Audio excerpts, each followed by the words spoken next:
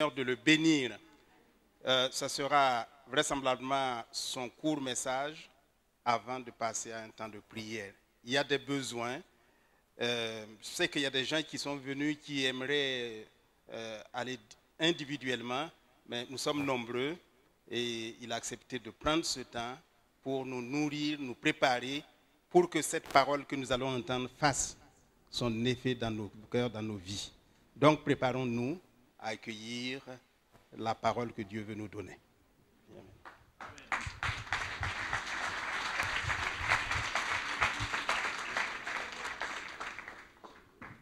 Gloire à Dieu. Cet après-midi, donc, nous allons ouvrir simplement la parole de Dieu et regarder ensemble ce que Dieu a pour nous, ce qu'il a fait pour nous. C'est tout juste une exhortation pour amener notre foi à se manifester, afin que, car c'est la prière de la foi qui sauve, qui guérit le malade. Ce n'est pas la prière, c'est la prière de la foi. C'est la foi de celui qui est malade qui répond à la parole de celui qui est en train de parler. Et la rencontre des deux produit un miracle. Il n'y a pas un homme, c'est pourquoi Jésus n'a jamais guéri quelqu'un sans lui demander qu'il te soit fait selon ta foi ou selon ta parole. On ne peut pas guérir quelqu'un contre sa propre volonté. On ne peut pas guérir quelqu'un parce qu'il s'assoit et croise les bras et puis on le guérit. Non. Et très souvent, les gens pensent que un homme de Dieu a un pouvoir de guérison, il se promène, il guérit les gens. Jésus ne l'a jamais fait, il ne pouvait même pas le faire. La preuve est que il faut que dans toute chose, vous ayez le négatif et le positif. C'est le plus et le moins qui donnent la lumière. Si vous avez une pile avec plus, vous mettez, ça ne s'allumera pas. Il faut le plus et le moins. Les deux choses sont importantes. Le moins ici, c'est dans Marc chapitre 6 que nous comprenons cela. Marc 6. Nous allons voir le moins avant de voir le plus. Marc 6. Il est écrit, Jésus partit de là et se rendit dans sa patrie.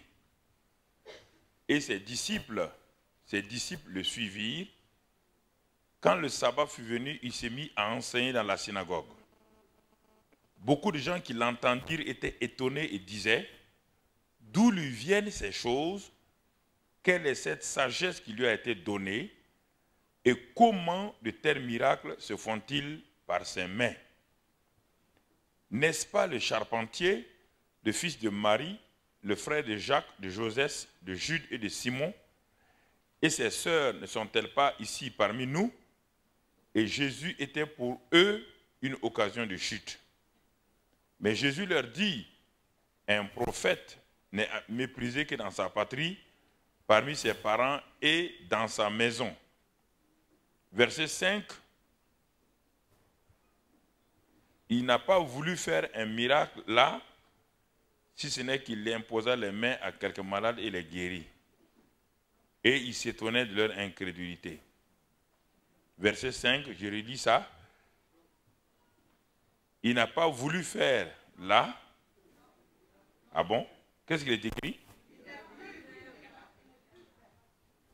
Ah. Jésus ne put faire un miracle. Ah bon? Jésus? Oui. Il a essayé. Rien ne s'est produit. Les aveugles étaient là, les particles étaient là. Il a essayé, il ne put. On n'a pas dit qu'il n'a pas voulu. Il ne put faire. Et lui-même, il était étonné de leur incrédulité.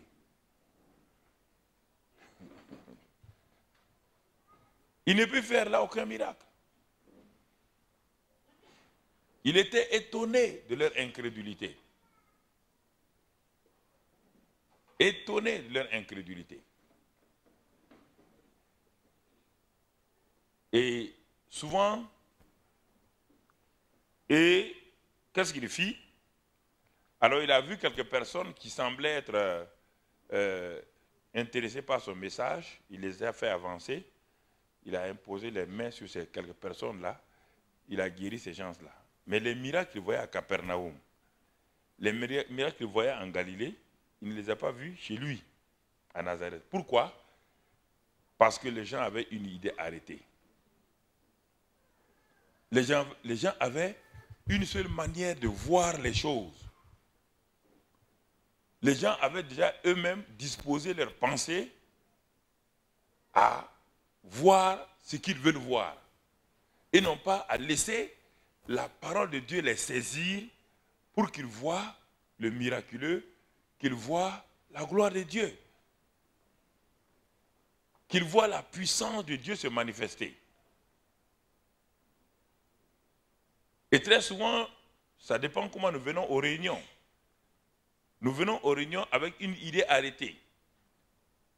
Nous ne laissons pas le Saint-Esprit nous parler. Nous avons une seule idée arrêtée, il faut qu'aujourd'hui, je sois guéri. Mais en ce temps, quand la parole de Dieu sort, on ne l'écoute pas. La parole de Dieu peut résoudre mes problèmes à 99%, et le 1% qui me reste là, je suis instantanément guéri ou délivré. Parce que ce qui est important, c'est d'abord ce que Dieu dit. Ce que Dieu dit a une grande importance. Et quand vous écoutez ce que Dieu dit, vous voyez la bonne main de Dieu, vous voyez la puissance de Dieu se manifester, et alors Dieu commence à agir. Il ne peut faire là aucun miracle. Aucun. C'est étonnant. Parce que parfois quand les gens lisent, on dit non, il n'a pas voulu. Non, il ne peut. Il ne peut faire là aucun miracle. Et il s'étonnait de leur incrédulité. Il s'étonnait. Ça, c'est l'élément négatif. L'élément positif, nous allons le trouver dans Matthieu 15. Matthieu 15. Donc, l'élément négatif, avant de lire Matthieu 15, cela veut dire que mon incrédulité peut empêcher mon miracle ce soir. Et l'incrédulité et la foi sont par rapport à quoi? Toujours par rapport à la parole de Dieu. Ce n'est pas par rapport à l'homme de Dieu. Ce n'est pas par rapport à l'individu. Puisque le Jésus, qui n'a pas pu faire un miracle là, était le même Jésus rempli du Saint-Esprit, devant lequel les démons fuyaient, devant lequel les paralytiques se levaient, les aveugles voyaient. Le même Jésus était là avec la même puissance du Saint-Esprit. Il était là arrêté. Mais l'incrédulité de ces gens-là a bloqué la puissance de Dieu qui était envoyée. Et Jésus était étonné. Ça veut dire que Jésus, la puissance de Dieu est sortie. Mais elle s'est trouvée face à un mur d'incrédulité. Elle est revenue vers Jésus. Et Jésus était étonné. Il était étonné. Ah. Mais là, c'est encore. C'est revenu. Mais il s'est arrêté, il dit, mais quelque chose ne va pas. Il remet la tête, il était étonné. Lui-même, il est étonné. On dit que Jésus est étonné. Il n'a jamais, lui-même qui est le Fils de Dieu, il n'a jamais pensé que lui, la puissance peut sortir de lui et que quelqu'un ne la reçoit pas. Il était étonné. Étonné.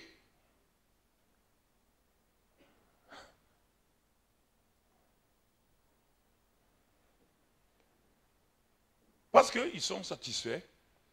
Parce que, non, si je m'en vais à la réunion, si Dieu ne me guérit pas, bon, ça ne fait rien. Bon, je vais me contenter de continuer à prendre mes médicaments. De toute manière, il y a le médecin qui me suit, c'est comme je ne vais pas mourir maintenant. Donc, cette attitude fera que tu ne seras pas guéri. On vient dans une réunion où on veut la délivrance, la guérison, où on veut que Dieu résolve avec une attitude ferme. La Bible dit les violents s'emparent. Les violents, ce sont ceux qui refusent la déclaration du Seigneur, qui dit non, tu ne peux pas changer. Tu as parlé et tu es fidèle. Tu ne renies pas ta parole. telles personnes reçoivent la guérison et la délivrance. Telles personnes repartent avec la solution à leurs problèmes. Repartent entièrement transformés, changés. Repartent. Nous étions au stade, il y a tout juste 15 jours à Bobo de Lasso, au stade du Sangoulé de la Maisana, on faisait une croisade. Les gens sont venus très nombreux au stade. Il y avait un petit enfant qui allait à l'école. Il a eu des troubles au niveau des yeux, des troubles de vision. Il voyait deux. Quand il regarde quelqu'un, il voit deux personnes. Donc, les docteurs ont essayé de corriger, ils n'ont pas pu. Ce soir, il est venu, il était assis au fond sur la tribune. Et je prêchais la foi ferme. Et à la fin, j'ai dit, bon, mettez les mains là où vous êtes malade. J'ai prié et j'ai dit, enlevez vos mains. Et maintenant, testez, regardez de loin ce que vous ne pouvez pas voir. Si vous ne voyez pas loin, regardez, ouvrez, simplement regardez. Ce petit enfant est venu témoigner. Un petit enfant que sa mère a amené. Il est venu témoigner, mais il dit, mais dès qu'il a enlevé la main, tout ce qu'il ne pouvait pas voir, sa vision a été restaurée entièrement et il voyait avec clarté. Clarté. Il voyait avec clarté. Il voyait avec clarté. Une femme est venue, elle était condamnée. Son mari l'a amenée, c'était un musulman. Elle me témoigne. Elle dit, mais quand je suis venu à votre réunion, j'étais une musulmane, malade. Et mon mari me demandait si il pouvait me ramener à la maison si je n'allais pas mourir au stade. Il me dit, mais messieurs, quand vous avez fini de prêcher, j'étais assis là, j'écoutais, je dis, mais où cet homme là ment, où il dit la vérité? Il dit, mais je n'ai pas besoin, je n'ai pas intérêt à dire qu'il ment, puisque je suis venu, c'est ma dernière chance. Et là, elle me dit que la puissance de Dieu est rentrée en elle comme une chaleur. La puissance de Dieu est rentrée en elle et totalement guérie, restaurée. Nous avons vu des miracles et des guérisons. Ça fait tout juste, même pas 15 jours, à Bobo de Lasso. Et le même Jésus est là, il n'a pas changé d'un seul iota. Le même Saint-Esprit est là, il n'a pas changé d'un iota. Mais Jésus dit ici que c'est à cause de votre incrédulité. Une fois, les disciples ont voulu chasser un démon d'un enfant. Ils ont utilisé toutes les techniques, toutes les manières que les gens ont de chasser les démons. Ils sont assis, ils étaient découragés. La seule réponse que Jésus leur donne, écoutez, il y a deux réponses que Jésus a données, mais la réponse principale, c'est celle-là. Jésus leur dit, ils ont déjà dit Jésus, pourquoi n'avons-nous pu chasser ces démons? Jésus leur répond, c'est à cause de votre incrédulité, votre manque de foi. C'est ça la réponse principale. Mais les gens prennent la réponse secondaire pour mettre à la place de la principale. La réponse secondaire, il dit, mais ce genre de démon-là, avant d'aller le chasser, tu te prépares simplement dans le jeûne et la prière. Mais le jeûne et la prière ne remplacent pas la foi. Les gens ont dit, ah non, maintenant on va aller jeûner et prier. On ne t'a jamais dit que aller jeûner et prier va te permettre de chasser un démon. Sinon, toutes les religions qui font jeûne et prière 40 jours, 30 jours, là, ils allaient chasser les démons. On dit, c'est parce qu'il vous manque la foi. Et si vous, d'ailleurs Jésus le précise bien dans ce passage de Matthieu 17, il dit même, si vous avez la foi comme un grain de... Ah, non, ce n'est pas une question de jeûne et prière, c'est d'abord la foi. Si vous avez la foi comme un grain de sénévé, vous direz à cette montagne-là, c'est-à-dire, lève-toi, jette-toi, il s'en va. Ou vous direz à ce figuier-là, déracine-toi, et le figuier se déracine. Le figuier se déracine. Souvent, les plus grands miracles que j'ai vus, c'est avec des enfants, ou des musulmans, ou des non-chrétiens. Mais les plus grands combats que j'ai eu, c'est avec les chrétiens. Sœur, maintenant j'ai prié, levez, démontrez votre foi. Jésus dit, lève-toi et marche. Aujourd'hui, on dit aux gens, lève-toi. Il m'a dit, mais pasteur, tu ne vois pas, je ne sais pas marcher. C'est pourquoi je suis venu ici. Ça, c'est les chrétiens. Ils ont des raisonnements tout faits pour vous répondre. Il faut avoir la foi pour prier pour les chrétiens.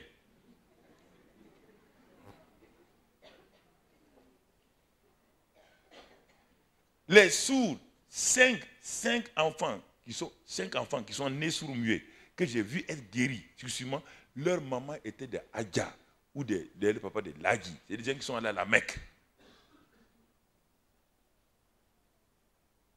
Et les chrétiens me regardaient comme ça.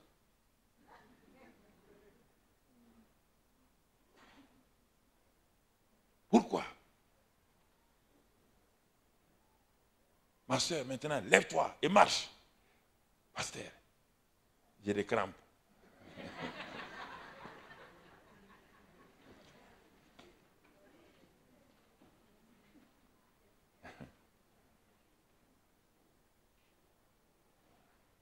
Une femme de 50 ans. J'ai dit, je vais prier maintenant pour les femmes stériles. 50 ans où, actuellement, où elle est entrée dans la ménopause, cette femme-là a accouché avec son bébé. 50 ans. 50 ans. Est-ce que vous entendez? 50 ans. Elle a son bébé. Toi, tu n'as que 35 ans et tu pleures que tu n'as pas encore de bébé. Sarah a eu son bébé à 90 ans.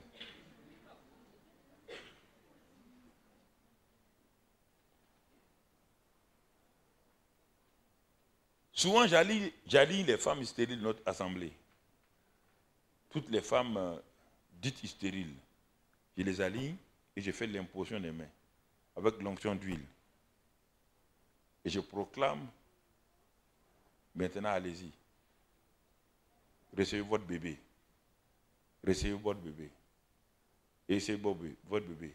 Ils s'en vont. Il dit, bon, cette année, c'est les bébés miraculeux. Nous proclamons les bébés miraculeux. Si vous venez sur ma chair, en l'an 2007, on a collé là pour l'année. Chaque année, on donne un nom à notre année. Cette année, c'est l'année de l'expansion stratégique. L'année passée, c'était l'année d'un nouveau redéploiement. L'année 2010, c'était l'année de la foi agissante par l'amour. Et l'année 2009, donc l'année de la foi en action. Mais avant ça, c'était l'année de l'invasion, de la vision, de l'invasion et de la moisson. On a envoyé nos jeunes de l'église, nos jeunes uniquement, pas de pasteur, personne. Pendant 3 mois, chaque samedi matin, les gens, tous les chrétiens venaient qui avaient des voitures, amenaient des voitures à l'église samedi matin.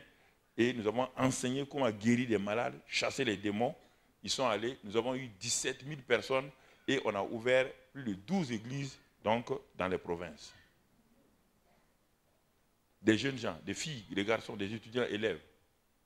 Actuellement, ils sont, si vous pensez que c'est faux, vous pouvez téléphoner, ils sont actuellement, tous les samedis, ils ont recommencé encore, c'est la même chose, des miracles de guérison. Pourquoi?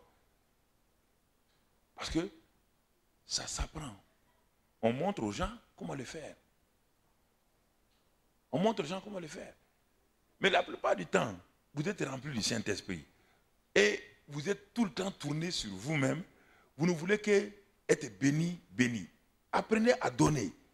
Quand vous donnez, vous allez voir, quand vous apprenez à prier pour les autres, mais tout le temps vous venez à réunion, on doit prier pour vous, uniquement pour vous, pour vous. Jamais vous n'avez utilisé votre foi pour bénir quelqu'un d'autre, vous n'allez pas aller loin. Le christianisme, c'est donner. Donner avec joie. Ce n'est pas de recevoir, c'est de donner. Et toute personne ici qui est née de nouveau, qui a le Saint-Esprit, peut prier pour les malades, peut chasser les démons sans aucune formation. Aucune formation. Simplement la foi qui est en vous.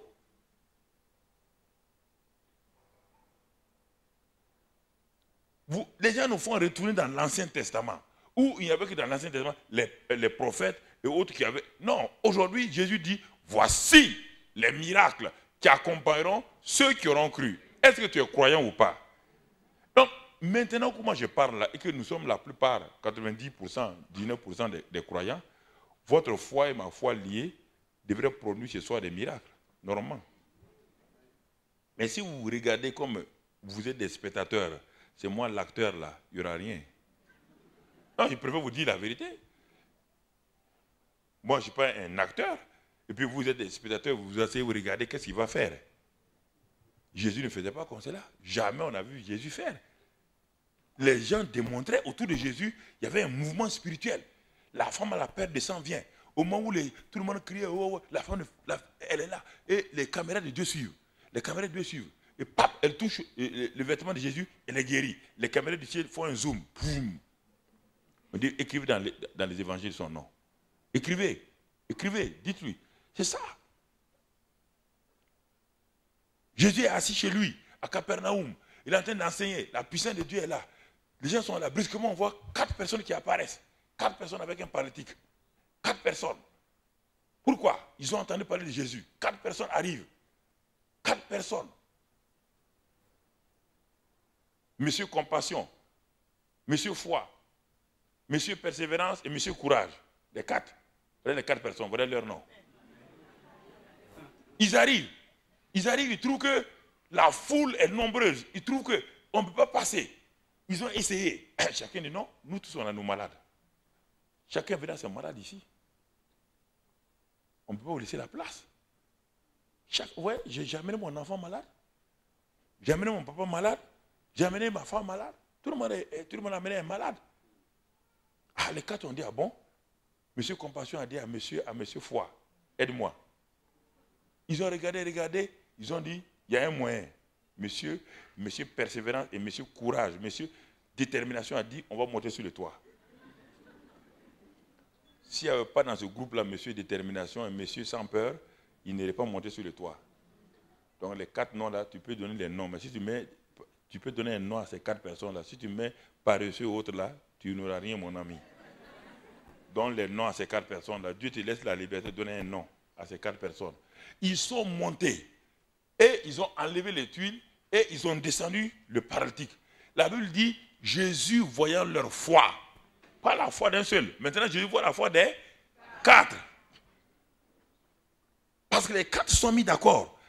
La Bible dit, vous et moi, si nous nous mettons d'accord, on n'a pas dit si un homme vient, un one-man show vient, on n'a pas dit si un champion vient, on n'a pas dit si un superman vient, on dit si vous vous mettez d'accord et vous demandez une chose quelconque, elle leur sera accordée par mon Père qui est dans les cieux. Donc, si votre foi se développe ce soir, quand vous entendez la parole de Dieu, si votre foi dit, moi aussi je vais prendre possession de ce qui me revient, alors, quand je vais prier, mon ami, il y aura des résultats.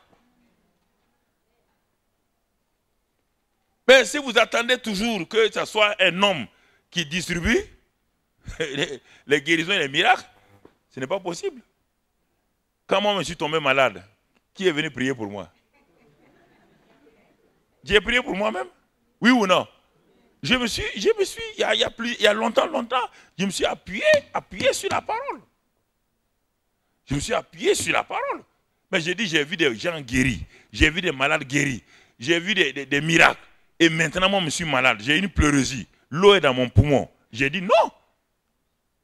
Ça a mis du temps, mais j'ai dit non, je dois quitter. Je dois quitter ce lit-là. Je disais à quelqu'un hier ou avant-hier, chaque année, pendant longtemps, j'avais le palu. Après l'hivernage au Burkina Faso, après le temps de pluie, il y a un mois difficile là qu'on appelle octobre. La température monte et puis les moustiques sont les plus terribles à ce moment-là. Chaque année, vers le 12 ou 15 octobre, j'avais mon palu. Dieu a dit, si tu as ton palu, garde-le très bien. Si tu as un palu qui est ton ennemi, moi je peux t'aider. Mais si c'est ton palu, et je préparais mon palu, quand j'avais mal ici, un peu là, j'ai dit à ma femme, mon palu revient. Et je me couchais, je tire une couverture sur moi, et j'attends qu'on me donne des bouillons chauds, que je boive des bouillons chauds pendant 5 jours, et mon palu me libère jusqu'à la prochaine fois. Chaque année, c'est comme cela. Et une fois, je devais aller au Cameroun pour aller prêcher. Ils ont tout préparé. Et mon palu est venu. Et mon palu a tout gâté. Ces jours-là, je me suis révolté contre mon. Je lui ai dit, tu n'es plus mon. Et depuis ces jours, ça fait 15 ans, je n'ai plus de. Voilà. Je n'ai plus de palu. Je n'ai plus de palu. On dit, ah, il y a la grippe qui vient. Quelle grippe? Grippe de quoi? Grippe. Mon corps est le temple du Saint-Esprit, maintenant je le sais. J'étais ignorant avant. J'étais ignorant. Bien aimés frères et sœurs, c'est des choses importantes. Lisons dans Hébreux 11. Hébreux 11.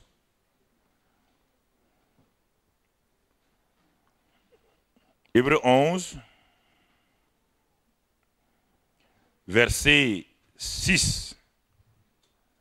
Verset 6. Or, sans la foi, il est impossible de lui être agréable. Les gens s'arrêtent là, ils sont découragés. Ah, mais pourquoi Dieu a mis ça dans la Bible? Pourquoi Dieu a fait? Il dit, sans la foi, il est impossible d'être agréable. Et moi, je n'ai pas la foi. Donc, je ne serai jamais agréable à Dieu? Non. Mais d'où vient la foi? On dit la foi vient de ce qu'on... Non. Est-ce que c'est impossible encore? Donc, pour capter la foi, je dois faire quoi? Je dois... Et quand on prêche, je dois faire quoi? Ah, simplement. Sinon, mais Dieu serait méchant. Si Dieu me dit, sans la foi, il m'est impossible de lui être agréable, et il prend la foi, il va la mettre en Alaska. Est-ce que moi je peux aller en Alaska? Dieu serait méchant. Si Dieu dit que sans la foi, il est impossible d'être agréable, c'est que la foi est à côté de toi. Elle est à côté de toi en toi. C'est pourquoi Dieu dit que, eh bien, si tu ne veux pas l'utiliser, maintenant, c'est impossible que tu me sois agréable. Si elle était au ciel, tu peux juger Dieu. Si elle était, je ne sais pas, dans le sous-sol, tu peux accuser Dieu. Mais la foi vient de ce qu'on entend. Donc, la foi passe d'abord par ton oreille. Et ensuite va dans ton cœur. Et ensuite va dans ta bouche. Et ensuite va dans l'action. C'est ça la foi.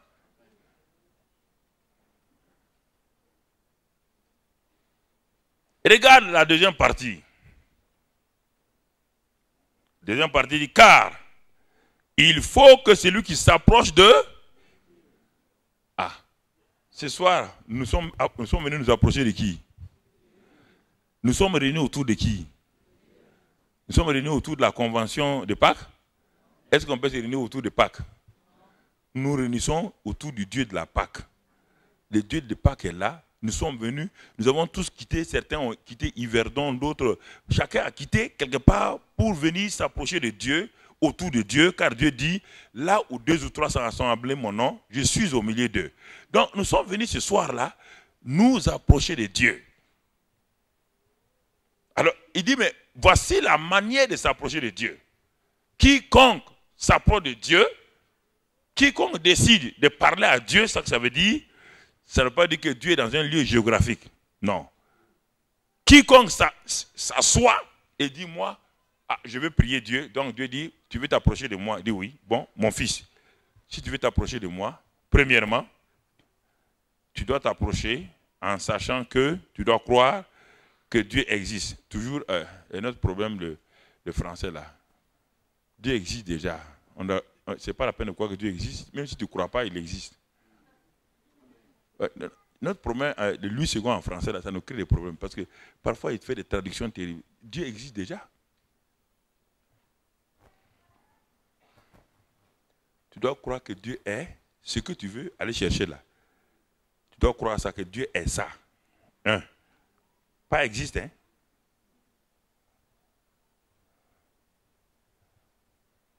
C'est cette traduction-là qui nous crée beaucoup de problèmes, beaucoup de problèmes. Tu dois croire que Dieu existe. Non. Un chrétien Mais il sait déjà que Dieu existe. Oui ou non? Mais si on te dit de croire que Dieu existe encore, ça veut dire quoi? Non. Que Dieu est. C'est-à-dire que Dieu est prêt. Là, ce que tu veux là, Dieu est ça déjà. Dieu a, et si tu veux comprendre ça, je te dis ce que Dieu a dit à Moïse. Il a dit, je suis celui qui suis. C'est ça que ça veut dire. C'est-à-dire que Dieu ne change pas. Il est invariable. Il est le même hier, aujourd'hui, éternellement. C'est ça que tu dois savoir. Tu dois croire ça. Que le Dieu qui a guéri les autres là, est toujours le Dieu qui peut te guérir toi. Que le Dieu qui a guéri hier là, guérit encore aujourd'hui. C'est ça qu'il dit. Premièrement, c'est ça. Tu dois d'abord savoir que Dieu est. Pas existe. Est.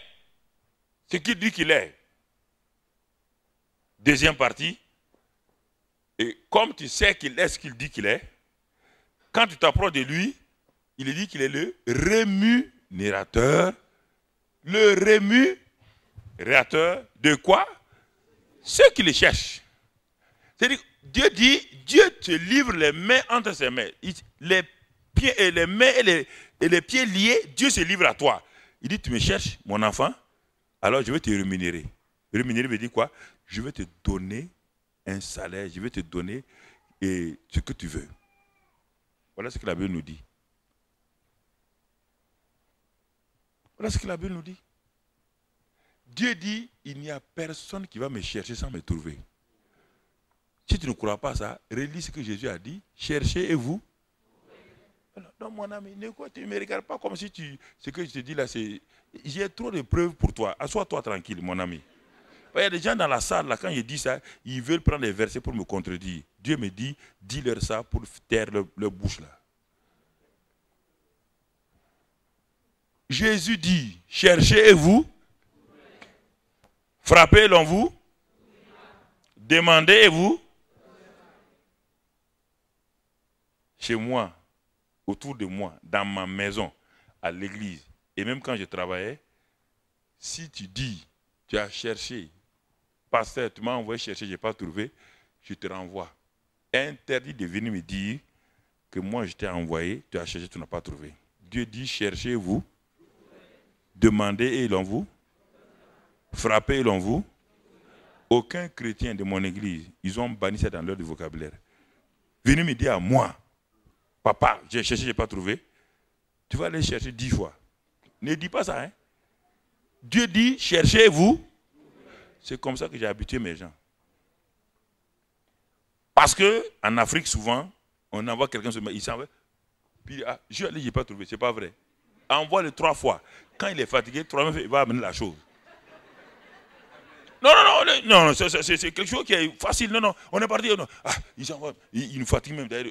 Si tu ne reviens pas avec ça, tu ne vas pas te reposer. Donc, il vaut mieux que tu ailles chercher.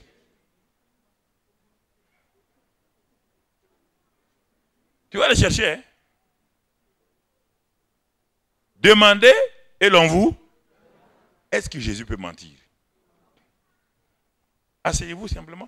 Alors, ici, l'auteur de l'Épître aux Hébreux dit, mais si on cherche Dieu, il nous rémunère, il nous donne une rémunération. C'est comme si tu dis que tu travailles à Renault et on ne te paye pas. Mais tu peux saisir n'importe quelle juridiction, ils vont condamner Renault. Mais si tu travailles pour eux, ils doivent te donner une rémunération. Dieu dit, le travail pour Dieu, c'est de ne pas faire quelque chose pour Dieu. Non. Les gens disent, je vais faire ça pour Dieu. Non, Dieu dit, cherche-moi simplement. Tu ne demandes pas de faire quelque chose pour moi. Cherche-moi. Si tu me trouves là, et regarde-moi, je vais te rémunérer. Ça, c'est important. Hein? Alors, frère, il nous parle ici clairement.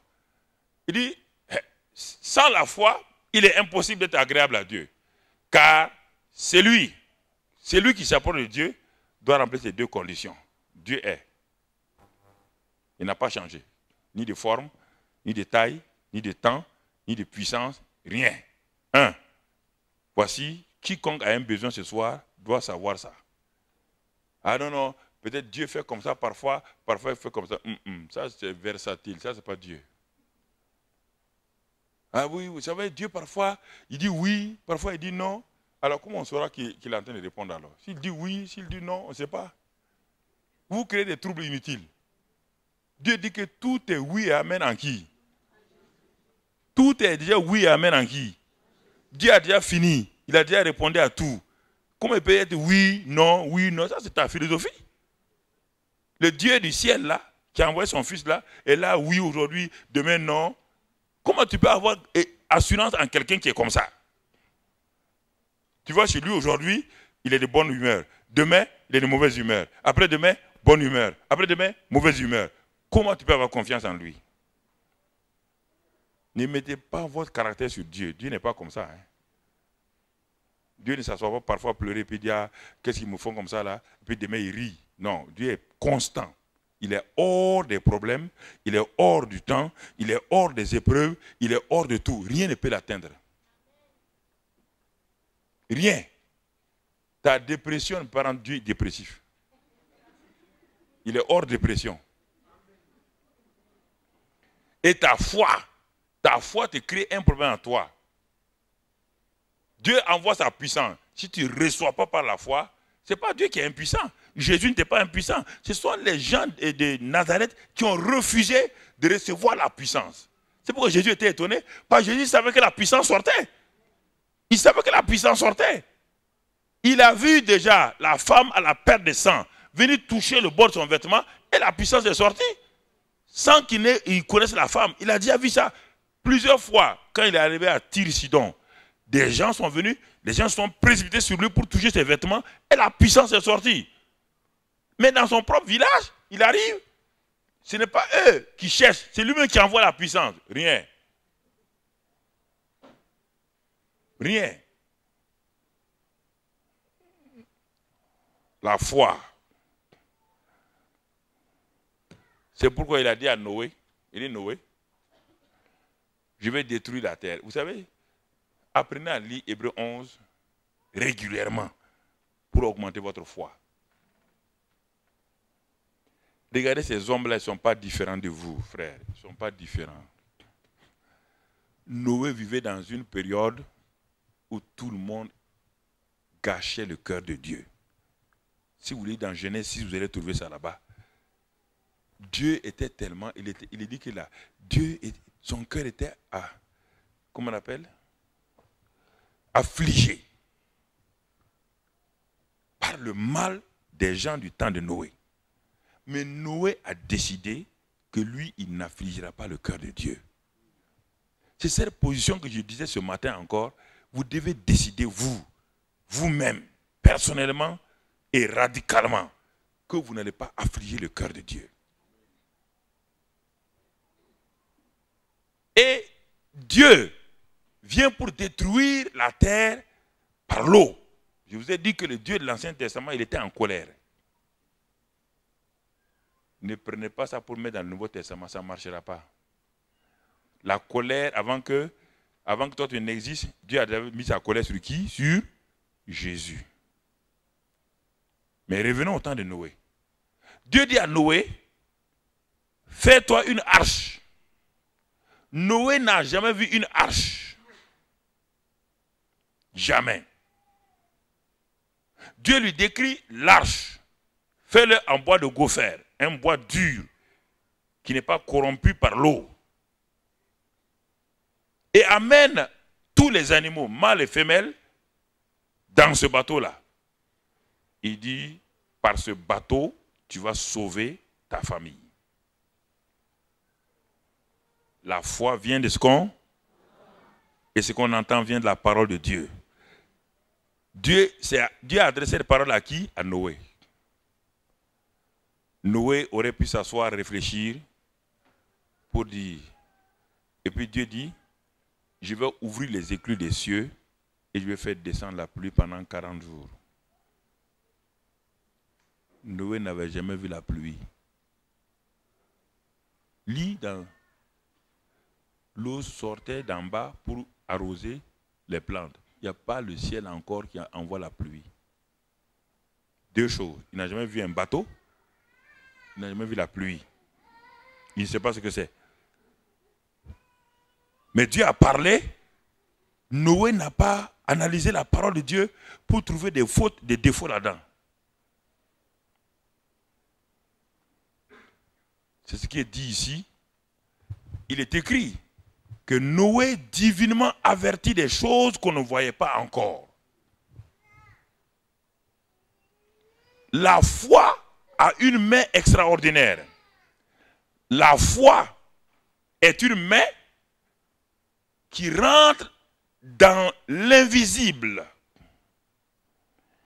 Aller s'emparer des choses de Dieu et les amener pour les rendre visibles. C'est ça la foi. C'est une main spéciale qui est capable de dépasser les barrières de l'invisible, qui franchit les barrières de l'invisible, qui s'en va pour toucher Dieu, prendre ce que Dieu a donné pour le manifester dans le monde naturel. C'est ça la foi. C'est pourquoi elle est une dimension surnaturelle. La foi n'est pas naturelle. La foi, ce n'est pas la croyance. Ça n'a rien à voir. Dans la foi, il y a la croyance, mais il y a plus que la croyance. Je crois en Dieu. Les démons croient en Dieu et ils tremblent. Oui, mais je crois en Dieu. Ma soeur, tu n'es pas mieux qu'un démon. Toi, tu crois en Dieu, les démons croient en Dieu. Et au moins, ils tremblent. Toi, tu ne trembles même pas. Tu es dangereux même, toi. Les gens, ils s'offensent pour n'importe quoi. Non, c'est la foi. Ça, c'est un nom. Croire est un verbe. Dans la foi, il y a la croyance. Mais s'il n'y a que la croyance, tu n'iras pas loin. Jacques dit, les démons croient, mais ils tremblent. Ils croient en tremblant. Ah, mais je crois quand même, je suis ma soeur, tu ne crois pas encore. Écoutez, divinement averti. Il n'a jamais vu, il n'a jamais vu. Il dit, mais Dieu le prévient. Dieu envoie la parole. Noé capte ça, met dans son cœur. Et regardez ce que la foi va produire. Cette parole-là, qu'est-ce qu'elle fait? Il est dit ici, et saisi d'une crainte respectueuse.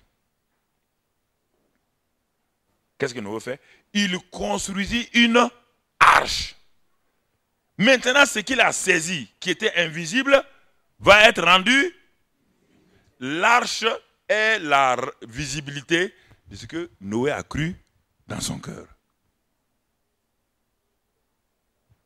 Votre guérison est la manifestation visible de ce que je suis en train de vous dire que vous avez cru.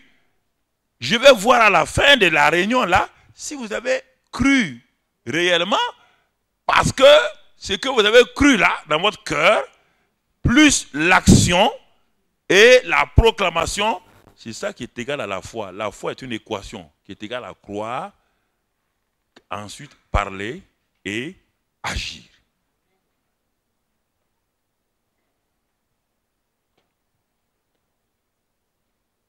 Dieu n'a pas dit une parole, Dieu a dit une parole laconique à Noé. Il dit, je vais détruire. Il n'est pas venu faire un événement, il n'est pas venu faire du cinéma devant Noé. Non, Dieu a parlé simplement.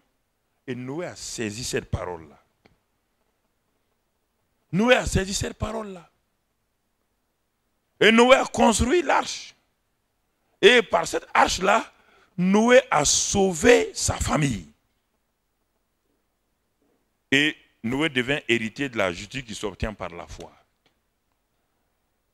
Par exemple, vous avez ce soir, je préfère élargir mon domaine parce que tout le monde n'est pas malade. J'ai élargi mon domaine. Votre famille, votre mari n'est pas converti. Et on vous montre ici que Noé a sauvé sa famille. C'est lui qui a sauvé, c'est le père de famille qui a sauvé. Vous êtes une femme, vous criez à Dieu depuis 8 ans, 10 ans. Mais ce n'est pas ça. On dit Noé construisit une arche pour sauver. Qu'est-ce que tu as construit pour sauver ton mari, ton père et ta mère? Quel est l'acte de foi que tu as posé?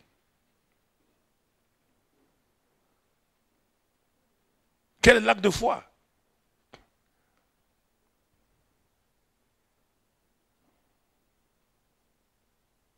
Noé a sauvé toute sa famille. Ça veut dire quoi? Que Noé a été obligé de parler à ses enfants. Oui ou non? Et quand il a fait le bateau, je vous pose la question, il a fait le bateau là sur de l'eau. Il a construit le bateau là sur du sable. Papa Noé, qu'est-ce que tu es en train de faire? Je construis une arche. Qu'est-ce qu'une arche? Je ne sais pas. Dieu m'a dit, c'est quelque chose qu'on doit faire. Et puis, il dit, c'est pourquoi? C'est pour sauver ma famille. Qu'est-ce que ça veut dire sauver? Je ne sais pas. Il a construit l'arche. Les gens venaient dire, Papa Noé. Et il dit, mais Papa Noé, pourquoi tu fais ça? Il dit, non. Dieu a dit qu'il va ouvrir le ciel, la pluie va tomber. Il dit, non. À l'université, on nous a dit qu'il n'y a pas de l'eau en haut. Les professeurs ont dit qu'il n'y a pas de l'eau en haut. Noé. Chaque époque a ses universitaires.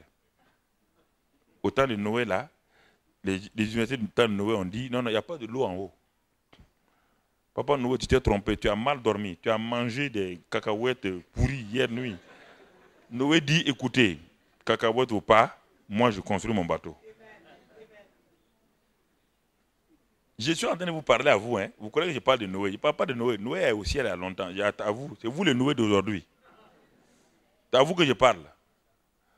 Noé veut dire simplement repos. Oui ou non? Vous voulez le repos? C'est à vous que je parle. Vous voulez sauver votre famille? Ce n'était pas facile pour Noé. Mais Dieu a parlé. Dieu lui a dit de faire ça pour sauver sa famille. Donc Dieu lui a donné toute sa famille. Mais si Dieu dit par exemple, dans Acte 16, crois au Seigneur Jésus-Christ, tu seras sauvé, toi et tout ta. Mais alors pourquoi ta famille n'est pas sauvée? Une grande promesse comme ça. Crois au Seigneur Jésus-Christ, tu seras sauvé, toi et toute ta famille. Et jusqu'à présent, tu es le seul individu singleton qui est sauvé chez toi. Dans une famille de 40 personnes, il n'y a que toi. Tu ne fais pas comme Noé. Tu me dirais que tu n'es pas malade, mais tu es malade spirituellement puisque tu n'avais pas sauvé ta famille. Il n'y a pas un plus grand malade que ça.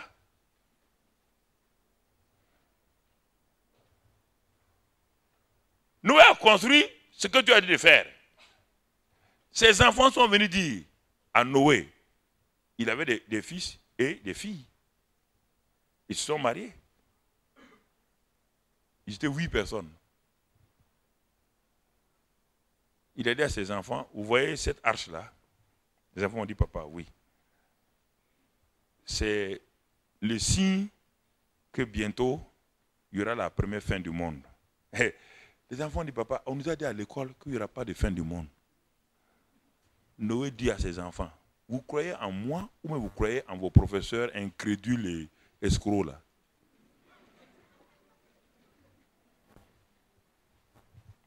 Il dit, vous mieux croire à papa Noé. Moi, je vous dis, regardez mes enfants, il y aura un jour de l'eau qui vient du ciel. On nous a dit, papa, que le ciel, il n'y a pas d'eau. Mes enfants, croyez ce que Dieu m'a dit. Vous devez arriver à convaincre par le Saint-Esprit, votre mari, que l'arche là, Jésus qui est l'arche d'aujourd'hui là, c'est lui le sauveur.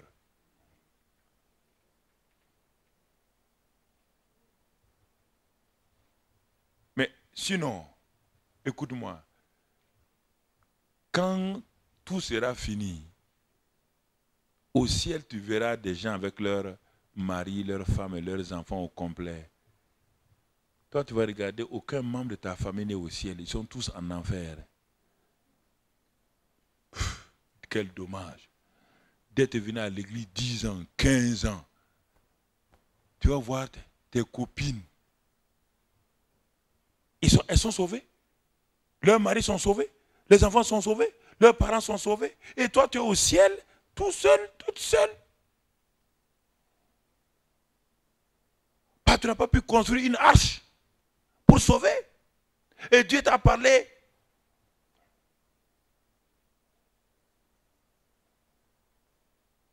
Aujourd'hui, tu pleures quand ton enfant est malade. Tu pleures pour ton enfant qui est malade.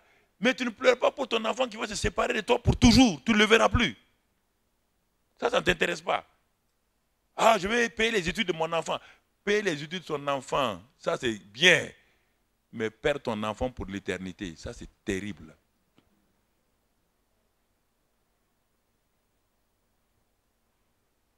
Noé, qu'est-ce qu'il avait plus que toi? Lui, c'est un homme comme toi. Dieu ne lui a pas donné quelque chose de spécial. Il fallait qu'il arrive à convaincre sa famille d'entrer dans le bateau.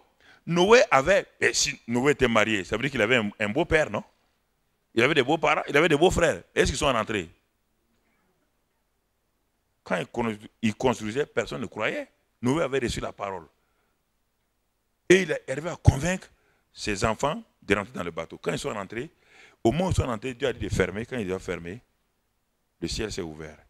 Tout le monde a couru pour venir, papa Noé, tonton Noé. Il a dit c'est trop tard, la clé n'est pas avec moi. Et l'eau a commencé à soulever l'arche là.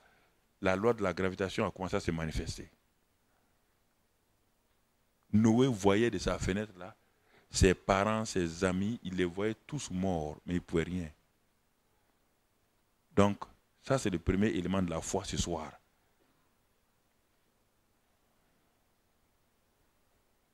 Tu as cette capacité, cette autorité-là, d'amener ta famille à Christ.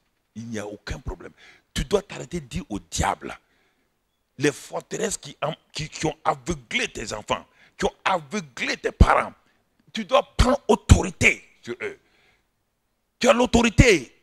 Ne viens pas à l'église simplement parce que tu es égoïste. Tu veux tout pour toi et le reste ne t'intéresse pas. Il n'y a pas de joie.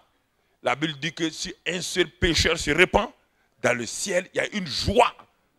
Est-ce que toi, tu as pu rendre le ciel joyeux un jour?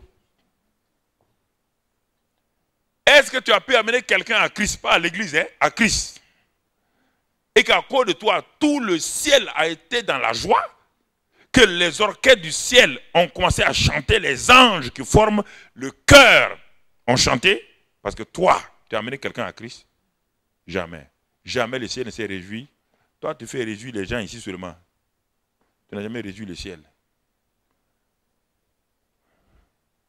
Le ciel ne t'a jamais montré en disant, hé, cet homme-là, quand il va dans les rues, il amène les gens à Christ.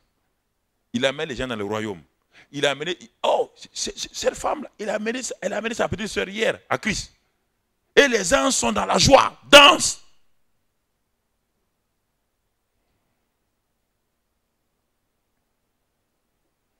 C'est bon de faire danser les gens ici. Il faut faire danser les anges au ciel.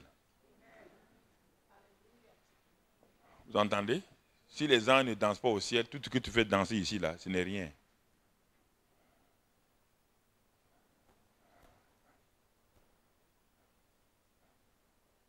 Ça, c'est la foi pour le salut des âmes. Tu n'es pas malade. C'est pourquoi je te parle à ça. Toi, tu vas dire, ah, peut-être, bon, on parle des malades. Moi, je ne suis pas malade. Mais tu es malade spirituellement. Maintenant, tu comprends. Personne n'est sauvé chez toi. Personne. Tu es le seul. J'ai décidé, quand j'ai été sauvé, que ma famille sera sauvée, mes frères et mes sœurs. Et qu'est-ce que j'ai fait? J'ai décidé de vivre la vie chrétienne simple et vraie devant mes parents. Quand j'ai quitté mes études, je suis allé au village, je partais, je vivais de telle manière que ma vie là, tout le monde me connaissait avant. L'ancien jeune homme vraiment turbulent, qui aimait les joies, les danses, tout le temps, les boîtes de nuit. Maintenant, les gens me voient. Ils m'ont vu, ils étaient étonnés. Ceux avec qui je chantais dans l'orchestre, ils ne me voyaient plus dans l'orchestre, ils ne me voyaient plus dans les balles, ils ne me voyaient plus en train de chanter les choses de Rochero. Paquita, je reviens. Je ne chantais plus ça. Non, cette génération ne connaît pas ces chants, ils ne connaissent pas ça.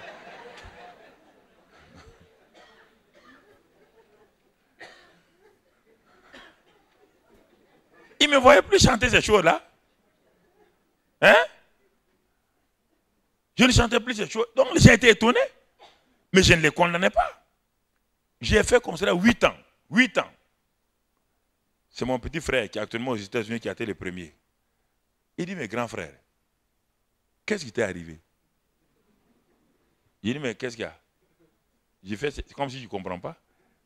Il dit, mais tu n'es plus violent là.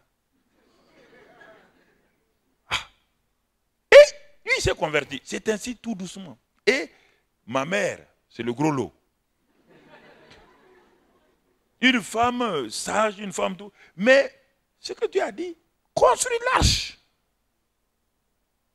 Et un jour qu'elle était gravement malade, elle est venue chez moi, je l'ai amenée chez les médecins. Les médecins m'ont dit, de toute manière, bon, c'est fini pour votre mère.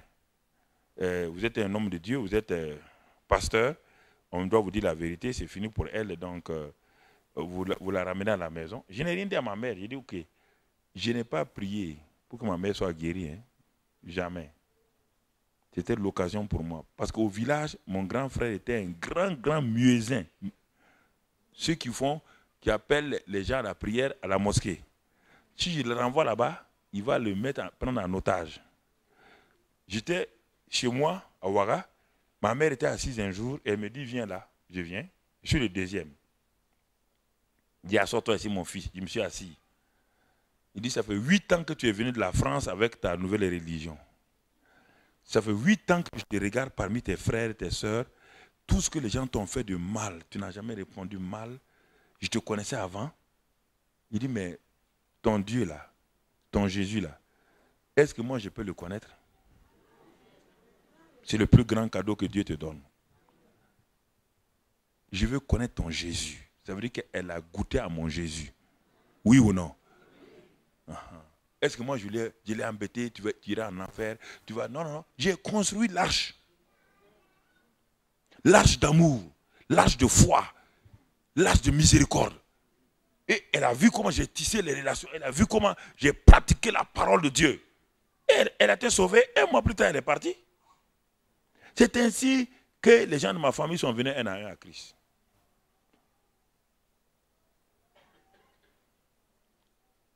Ça, tu n'es pas malade, mais je te donne une clé pour toi.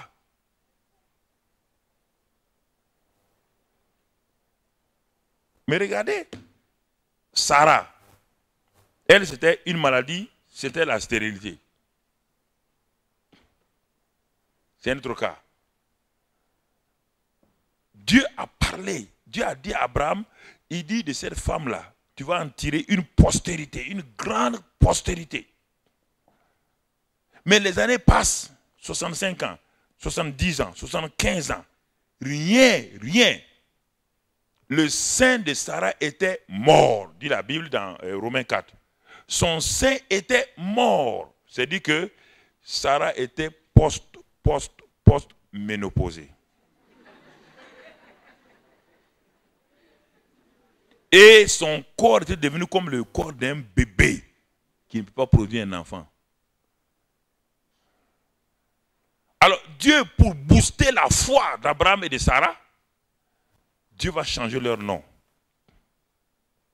Il dit désormais tu t'appelles Abraham, ta femme ne s'appelle plus Sarai mais Sarah. Qu'est-ce que ça veut dire?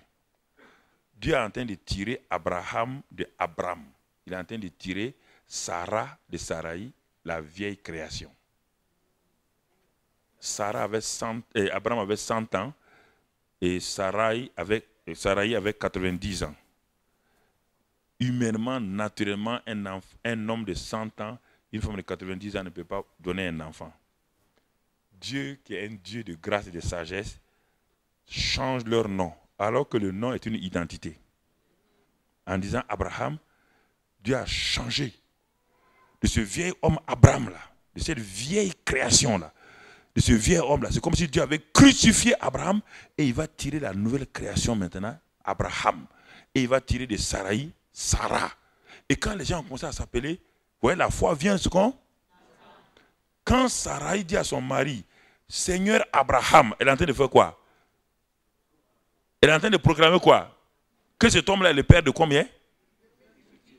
Quand lui dit, oui, chérie Sarah, il est en train de dire quoi? Que la femme-là est quoi désormais? Princesse, une mère qui règne sur une maison, oui ou non? Quand ils ont fait ça au bout d'un an, ils ont eu l'enfant. 24 ans, ils parlaient négativement. 25e année, l'enfant est venu. C'était la foi de Sarah comme ça et d'Abraham. Il espéra contre toute espérance. Il a vu en Dieu le Dieu qui appelle les choses à l'existence. Les choses qui n'existent pas. Et Dieu les appelle. Je m'appelle Abraham. Abraham n'existait pas. Ce n'est pas un nom simple. Ça veut dire que c'est une identité. Abraham n'existe pas. Le père d'une multitude de nations n'existe pas. Il n'y a qu'Abraham. Le père est élevé, dont un fils qui s'appelle Ismaël. Il n'y a pas d'Abraham. Mais Abraham a regardé que le fait que Dieu l'appelle Abraham là, Dieu est en train de tirer à l'existence, il est en train d'amener à l'existence ce qui n'existe pas. Dieu en disant Abraham, en se faisant appeler Abraham, Dieu est en train, et la foi d'Abraham a commencé à monter.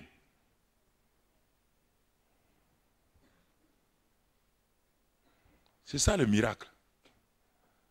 C'est pourquoi on l'appelle le père de la foi. Il ne considéra pas que son corps était déjà usé et que le sein de Sarah était mort. Vous entendez? Son corps naturel était usé et le sein de Sarah était mort. Comment un corps usé, ça veut dire que c'est tout ce qui pouvait reproduire. Son spermatozoïde était usé. Et le sein de Sarah, les ovaires, l'utérus étaient morts. Les trompes, tout était mort. Comment des trompes mortes, des organes génitaux morts, d'un homme qui est usé, va sortir une postérité? Voilà le secret de la foi. C'est pourquoi Abraham est appelé le père de la foi. Il ne considéra pas. Il n'a pas comptabilisé. Il n'a pas ouvert un compte où il a crédité que je suis usé, que Sarah, son sein est mort. Il a refusé, il a fermé tous les comptes, il a laissé le compte profit seulement.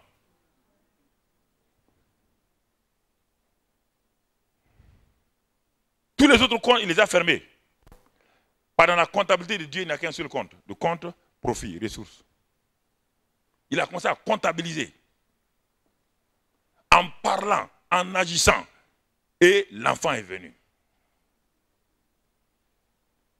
Alors, si tu es dans ce cas-là, c'est la même chose que je te dis.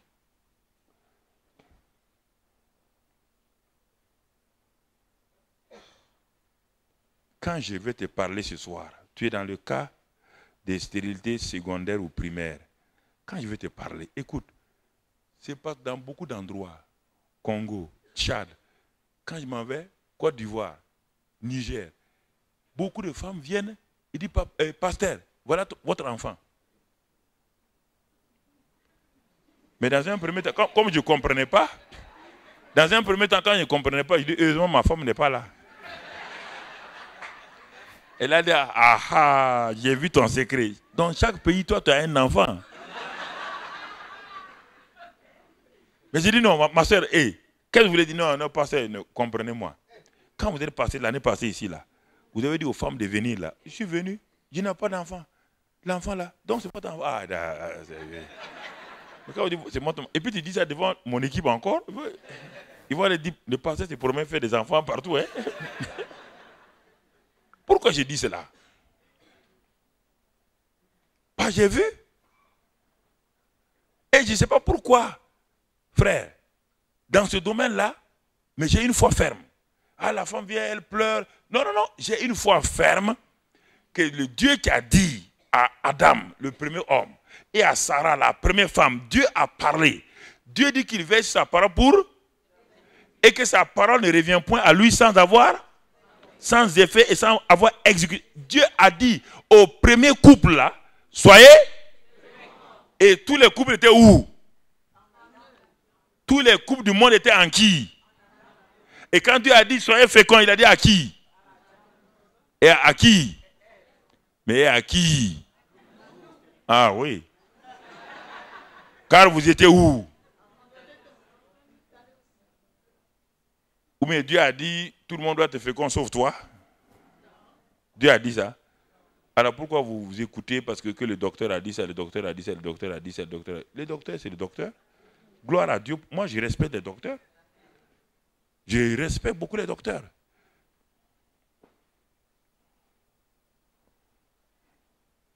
Je les respecte. Le docteur dit que tu vas mourir. Tu dis, docteur, tu ne m'as pas créé, je ne vais pas mourir. Non? Pourquoi tu veux que je meure? Quel est ton intérêt dans ça? Pourquoi le docteur me parle comme ça, il parle comme ça aux gens, tu vas mourir, tu vas mourir. Quel est votre intérêt là-dedans? Tous les jours, vous dites aux gens, ils vont mourir, ils vont mourir, ils vont mourir. Les docteurs d'avant ne disaient pas ça. Pourquoi tous les docteurs d'avant, là, moi en tout cas, dans ma génération, tous les docteurs ils vous donnaient espérance. Mais aujourd'hui, les docteurs d'aujourd'hui, là, non, il vous reste une semaine. Préparez-vous. Ça, c'est quel langage? Ils tuent la personne avant. On doit les arrêter. Ah. Tu dis à un homme, tu dis qu'il lui reste une semaine. Il va mourir avant la semaine? Est-ce que votre serment d'Hippocrate vous permet de dire à quelqu'un qui va mourir comme ça?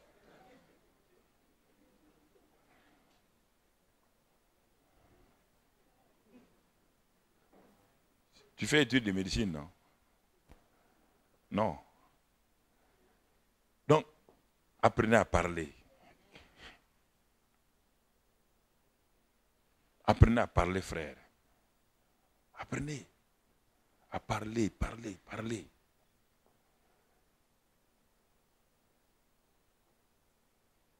En Europe, ici, on avait enlevé. J'étais en France, dans le nord. Une femme, on a enlevé l'utérus. Elle est venue à la réunion. Simplement, j'ai posé ma main. Écoutez, ça fait 35 ans que je me promène là. Si je n'ai pas menti pendant les 35 ans, ce n'est pas aujourd'hui que je vais mentir. Et je sais qu'aucun menteur ne va aller au ciel. Ne sois pas, je suis plus intelligent que toi, hein, je sais ça. Je ne vais pas te faire plaisir et puis me conduire en enfer moi-même. Je ne le ferai jamais. Ils sont venus, moi je finissais la réunion, j'étais fatigué, épuisé, parce que j'avais prié pour beaucoup de gens. Mais j'ai fait ça avec négligence. Négligence, hein. J'ai posé ma main, j'ai dit, recevez. Elle dit, ouais, on vient de venir, on a opéré ma femme, vraiment, il n'y a pas d'espoir. Mais qu'est-ce qu'on va faire? Il dit, bon, ok, très bien. Si je vais discuter, j'ai dit, recevez, madame l'enfant. Quand l'enfant va venir, monsieur, écrivez-moi. J'ai enlevé ma carte de visite. Il ne sait pas, mécaniquement. J'ai donné ma carte de visite et je suis allé, parce que j'étais fatigué.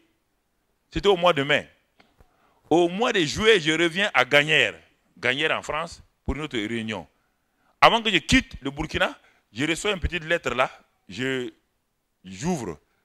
Et le monsieur me dit, ma femme est en grossesse. Les professeurs sont étonnés en France ici. Ils étaient à Reims. Tout le monde est étonné. Ah, j'ai dit alléluia. Mais Dieu m'a dit, mais tu ne voulais pas prier pour elle. Tu ne voulais pas prier pour elle. Tu allais lui faire manquer sa bénédiction. Parce que tu étais fatigué. Un couple d'Italiens, ils étaient au Awara. Les catholiques sont venus dans le cadre de la mission catholique. Ils ont tout fait. Donc à Saint-Camille, il y a des bons docteurs là-bas, ils ont tout fait, pas d'enfant. Quand la femme est en grossesse, ça coule. Et un jour, j'étais assis chez moi. Ce couple italien là vient. Il dit, ah, on a entendu parler de vous. Vraiment, on vient vous voir parce que les docteurs à Saint-Camille, ils ont tout fait. Nous sommes là-bas. Nous travaillons avec les prêtres. Mais j'ai dit, ah, bon, je vais prier pour vous. Vous êtes d'accord? Il dit oui. Parce qu'ils doivent retourner en Italie. Je leur ai dit, vous voulez que l'enfant vienne quand? Ah, mais j'étais étonné. Moi, j'étais étonné. Et puis, dans mon cœur, j'ai dit, tu as ouvert ta grande gueule, tu as parlé encore. Et si ça ne s'accomplit pas. Mais, vous savez, quand Dieu parfois nous étonne, parce qu'on n'a pas envie de parler, il nous fait parler. Mais je ne peux plus avaler. Ils m'ont dit, Noël. Il dit, vous voulez quoi? Vous voulez un garçon et une fille? Il dit, mais fille. Donc, on veut l'appeler Noélie. Il dit, alors, c'est accompli, allez-y. Quand ils sont partis, j'ai dit, ma femme, j'ai un problème maintenant. J'ai un problème. J'ai dit à des... Il dit, tu as vu le couple italien là? Je leur ai dit que l'enfant va venir à Noël et qu'ils ont dit, une fille, Noélie. Il dit, il faut prier maintenant. Il faut prier. Et Dieu m'a dit, non, ne prie pas. Si ça ne s'accomplit pas, ce n'est pas ta prière qui peut changer ça. Ta prière ne peut plus rien. C'est ta foi que tu as proclamée. Reste sur cette foi et loue-moi. Moi, je les ai oubliés. Et j'ai tout fait pour les oublier. Mais ils sont partis en Italie. Et à l'approche de Noël, je reçois une lettre. J'ouvre, je regarde. le monsieur là me dit, pasteur, depuis qu'on s'est séparés, je ne vous ai pas écrit parce qu'on est arrivé, on était trop occupés à Rome, parce qu'on devait faire beaucoup de choses et tout. Mais je vous annonce que ma femme est en grossesse et qu'elle doit accoucher dans le mois de décembre. Il dit, mais maintenant j'ai eu le courage. Il dit, mais c'est Noël qui vient, non? Il dit, bon, il n'y a pas de problème, elle va venir à Noël. Parfois, les hommes de Dieu aussi ont peur, parfois. Hein? Ne croyez pas qu'on est des champions comme ça. Parfois, il y a un peu de peur ici. Voilà, donc il faut... Nous sommes des hommes comme vous et parfois on dit des choses. Après, on se dit, est-ce que tu n'es pas fou? C'est important. Donc, je vous dis ces choses-là pour vous fortifier. C'est pour vous fortifier, pour que vous sachiez que Dieu est capable de faire des miracles et tout. Et on va lire un texte et puis je vais prier pour vous. On va lire Matthieu 15, là. On revient à ce fameux Matthieu 15 que je n'ai pas pu lire. Matthieu 15, 21. Et vous allez voir la foi d'une femme ici. Et je voudrais que ce soir-là, vous puissiez vraiment être dans cette position-là. Matthieu 15, 21. La Bible dit, Jésus étant parti de là où il était, donc près de Jérusalem, pas de Jérusalem, au niveau de Capernaum, je crois. Et il partit de là et se retira dans le territoire de Tyr et de Sidon. Et voici une femme cananéenne qui venait de ces contrées lui cria, « Aie pitié de moi, Seigneur, fille de David. Ma fille est cruellement tourmentée par le démon. » C'est une femme que les Juifs considéraient comme une païenne. Et que ces païennes-là n'ont pas droit d'avoir part à l'héritage que Dieu a donné à Abraham. C'est pourquoi on a bien précisé, elle vient de Tyr et Sidon, une femme cananéenne qui vient de ces contrées-là. Donc, elle n'avait droit à rien. Par rapport à la loi de Moïse, elle n'avait droit à rien. Parce que Sidon, c'est la ville du père de Jézabel. C'est une ville méchante. Donc, et qui ont pratiqué l'occultisme, qui ont envoyé l'occultisme en Israël. Donc, de cette contrée, vous voyez, selon la loi de Moïse, elle n'a droit à rien. Mais Jésus est venu avec la grâce. C'est ça que vous devez comprendre. Il est venu avec la grâce. Et dans la grâce, Jésus dit, nous montre que venez à moi, vous tous qui êtes fatigués, et je vous donnerai du... Et il demande simplement que vous ayez la foi. Ah, ça change. Avec Moïse, pas question de foi. Il faut obéir coûte que coûte. Si tu n'obéis pas, c'est fini pour toi. Mais avec Jésus, on regarde, on compte sur la grâce, la faveur de Dieu, mais aussi la capacité de Dieu. Et ce qu'il dit, on s'y accroche. Ou la connaissance que nous avons de lui. Cette femme n'avait jamais rencontré Jésus. Mais elle a entendu parler de Jésus qui guérit des malades. Parce que Jésus était venu plusieurs fois dans Tyr et Sidon. Parce que Jésus aimait aller dans des endroits où on le célébrait. Jésus est né à Bethléem. Là-bas, on a failli le tuer. Hérode a dit de tuer tous les enfants. Ses parents l'ont pris, l'amené en Égypte. Quand il est revenu, ils ont eu peur, ils ne sont plus allés à Bethléem, ils sont allés à Nazareth. Il a grandi avec les Nazaréens et ils l'ont rejeté. Et la Bible dit dans Matthieu que Jésus a déménagé à Capernaum. Quand il est arrivé à Capernaum, il est dit que la Galilée des païens, quand il est arrivé là-bas, une grande lumière s'est levée sur tout Capernaum. Jésus est resté là-bas et il était à l'aise là-bas. C'est pourquoi, mon frère, ma soeur, il y a des endroits où on te rejette, où on ne te célèbre pas. Si tu veux que ton ministère marche, alors il faut qu'on te célèbre et qu'on te reconnaisse. La loi de la reconnaissance, si on ne te reconnaît pas, tu as des problèmes. Tu as beau parler aux gens, rien ne se passe. Rien ne se passe. Et Jésus aimait aussi aller à Tyr-Sidon. Dans l'Ancien Testament, Tyr-Sidon, c'était un endroit dangereux. C'était un endroit occulte, c'était un endroit maudit. Jésus aimait là où, effectivement, la loi de Moïse était dure là. C'est là-bas que Jésus aimait aller. Et les gens que la loi de Moïse rejetait, c'est eux que Jésus accueillait. Donc c'est pourquoi les pharisiens étaient fâchés contre lui. Ils s'en vont chez les publicains. La loi de Moïse condamne les publicains. Ils mangent avec les prostituées. La loi de Moïse les condamne. Ils ne comprenaient pas. Si c'est lui le Messie devait être vraiment un homme de la loi. un homme comme ça qui va et on lui dit que mais Jean-Baptiste est venu. Lui, il ne mangeait pas. Toi, tu es venu, toi, tu manges. Un gars comme ça, tu manges partout, tu bois partout. Et tu t'appelles le Messie. Il dit, oh, toi, Messie. Donc nous, on est quoi? Nous, on est quoi si? Toi, tu es Messie. C'est ça que les gens disaient. Toi, un Messie. Tu te promets manger, boire chez les publicains, Simon le publicain, tu manges chez Zachée, tu manges, et Marie de Magdala te suit, des femmes prostituées comme ça, tu dis tu es Messie, Messie d'Israël. Mon œil, oui. Messie d'Israël. C'est pourquoi ils ne croyaient pas en lui. Ils étaient fâchés.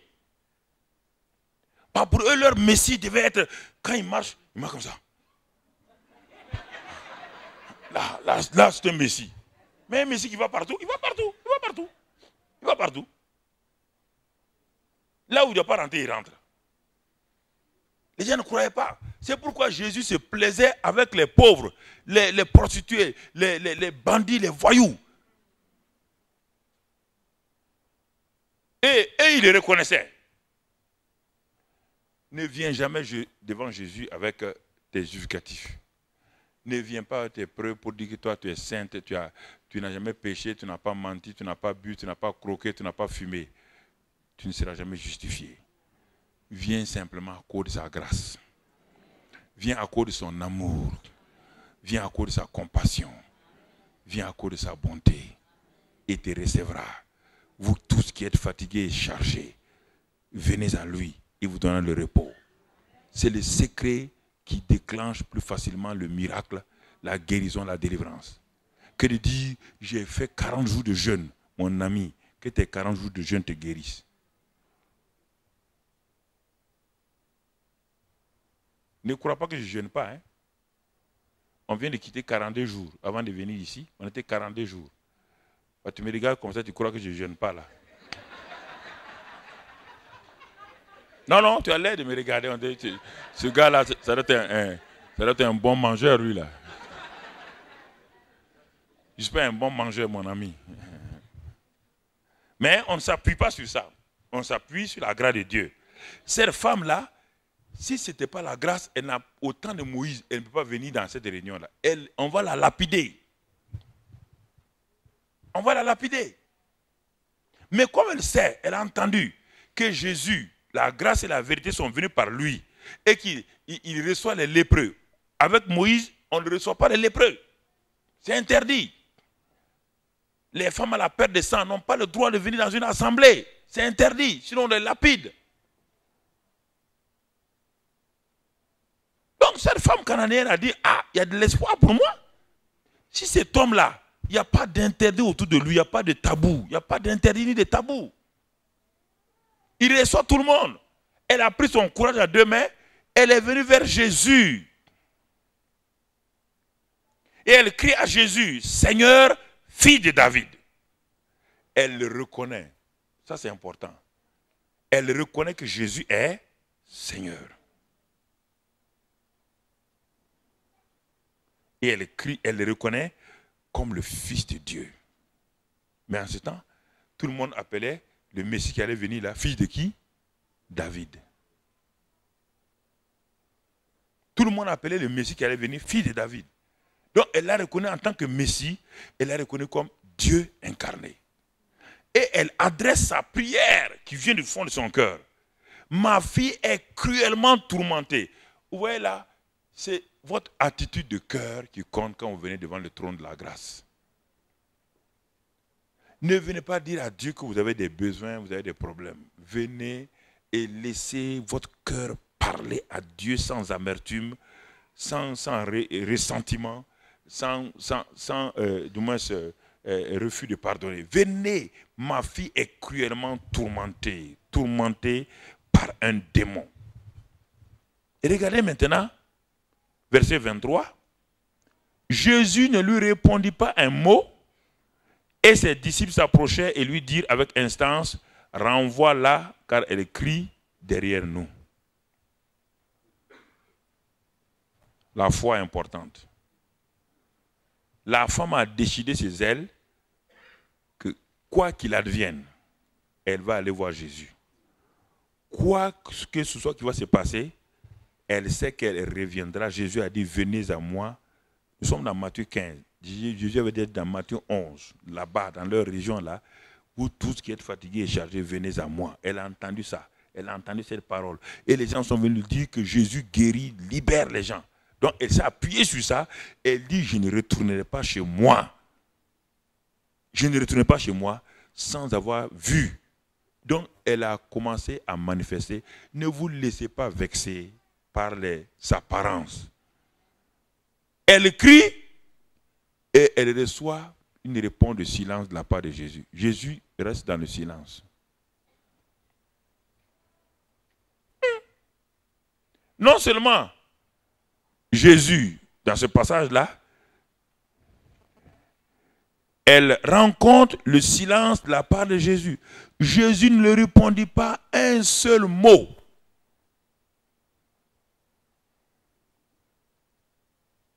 En plus de cela, les disciples disent, Jésus ne répond pas. Les disciples, ils parlent en disant, il faut la chasser. Elle crie trop. Deux choses terribles. Est-ce qu'elle est partie? Est-ce qu'elle a dit, ah, c'est ça votre Messie là, votre fameux Messie là. Regardez comment il est orgueilleux. On lui parle, il ne répond même pas aux gens. Et puis ses disciples ils sont là, des gueulards comme ça. Ils parlent le temps à crier sur les gens. Ça, c'est un Messie ça. Est-ce qu'elle a fait ça? Si vous n'avez pas reconnu Dieu, parfois les apparences vont vous tromper. Vous croyez que Dieu refuse. Dieu ne refuse pas. Dieu regarde votre cœur. Est-ce que vous voulez réellement la chose? Ou bien vous avez une solution d'échange quelque part? Si vous avez une solution d'échange, vous n'allez pas. Vous allez dire, bon, ok, comme vous, vos gens ne sont pas sérieux. Il y a des gens comme ça, des chrétiens, tout le temps, ils sont en train de juger. C'est-à-dire qu'ils perdent leur bénéfice, leur bénédiction. À cause de l'attitude. À cause de l'attitude. Ah, on est parti voir le pasteur là, il ne nous a même pas reçus. Il n'a même pas prié pour nous. Non, il n'a rien fait. Mais la femme, malgré le rejet des disciples, voyez bien, vous qui dites que vous êtes rejetés là, voici une femme rejetée. Qu'est-ce qu'elle a fait? Elle est partie s'enfermer dans sa maison, s'enfermer sur elle-même? Non. Et qu'est-ce qu'il dit? Il dit, renvoie-la. Jésus va répondre. Maintenant, Jésus va envoyer une réponse éprouvante. Éprouvante. Jésus lui dit qu'il va toucher sa personnalité. Je n'ai été envoyé qu'aux brebis perdues de la maison d'Israël. Donc, madame, vous ne faites pas partie de ces... Vous ne faites pas partie de ces brebis. C'est dommage, hein?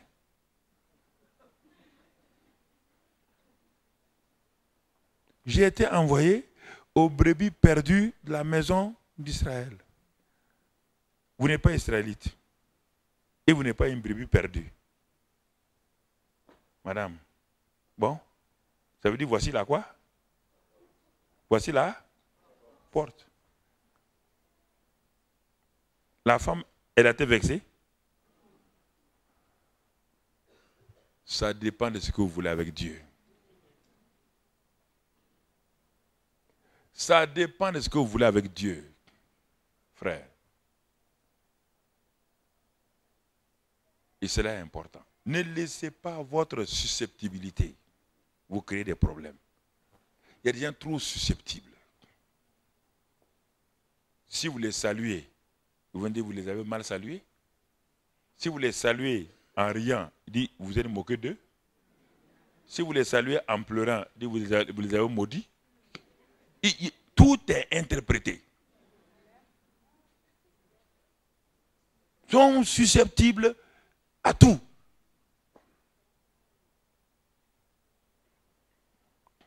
Tout à tout. Et on ne peut rien de positif tirer d'eux. Mais la femme est restée intraitable. Elle sait ce qu'elle veut.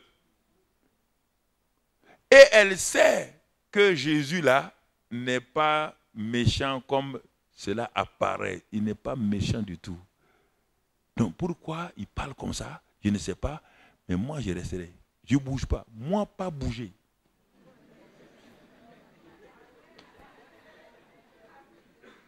Je ne bouge pas. Il n'a qu'à dire ce qu'il veut. Ils n'ont qu'à faire ce qu'il veut là. Je resterai jusqu'à ce que je reçoive. Voilà.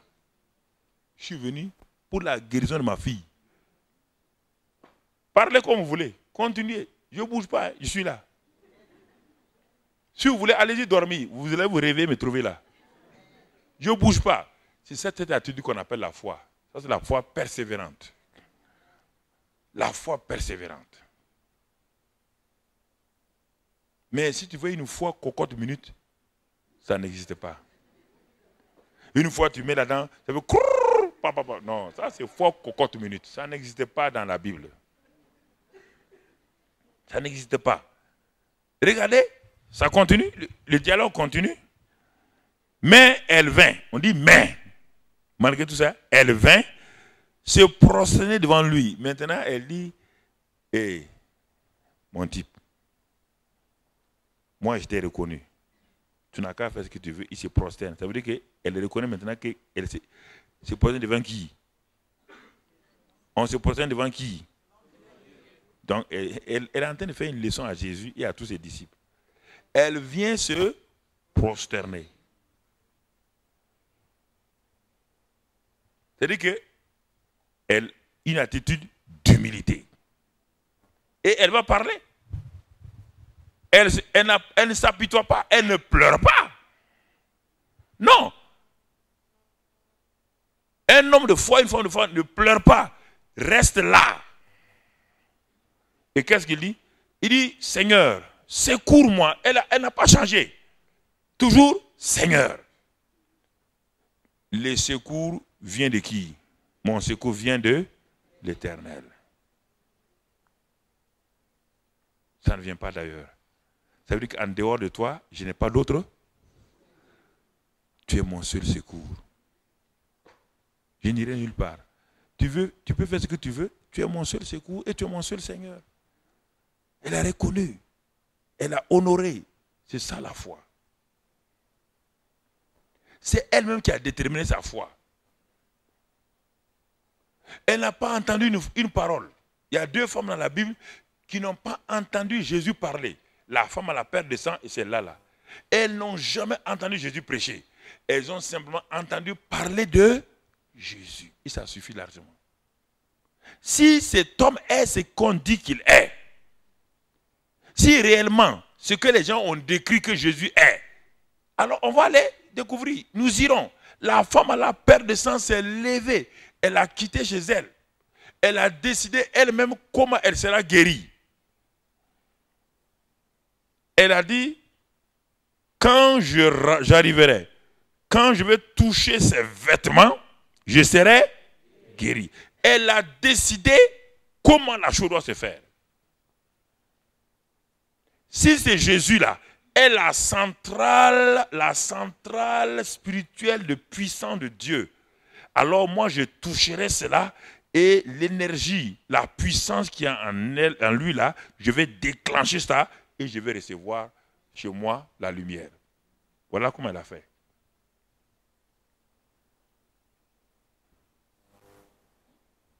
Elle est partie, elle a trouvé une foule, la femme à la perte de sang. C'est la même chose ici. Ici, il n'y a pas une grande foule, mais il y avait une foule d'opinions contraires. Parfois, vous avez une foule de gens inamovibles. Et parfois, c'est une foule d'opinions qui s'opposent à vous, qui essaient de penser contraires, qui essaient de repousser votre attitude. Dans le premier cas, la femme à la perte de sang a trouvé une foule. Et elle avait une perte de sang. Donc, elle avait un désavantage. Cela veut dire que, normalement dans la Bible, quand une femme a une perte de sang et qu'elle touche à un homme, l'homme est impur pendant au moins une semaine. Elle a pris un gros risque d'aller parmi ces pharisiens, ces scribes-là, sachant qu'elle peut perdre sa vie. Et quand elle est arrivée, elle a trouvé une foule. Ne soyez pas dérangés. Quand vous trouvez des obstacles devant vous, la foi franchit tout obstacle. La foi n'est pas une route pavée où vous marchez. Non, la foi, il y a des obstacles devant chaque étape que vous voulez. Donc, c'est ça la foi. Quand la femme est arrivée, elle a regardé, elle sait où aller. Elle s'est arrêtée, elle sait que si elle va à la maison, elle va mourir. Par la perte de sang, ça veut dire perte de vie. Par la vie est dans le sang. Quand vous perdez votre sang, vous perdez votre vie. Elle a refusé. Elle a commencé à jouer des coudes.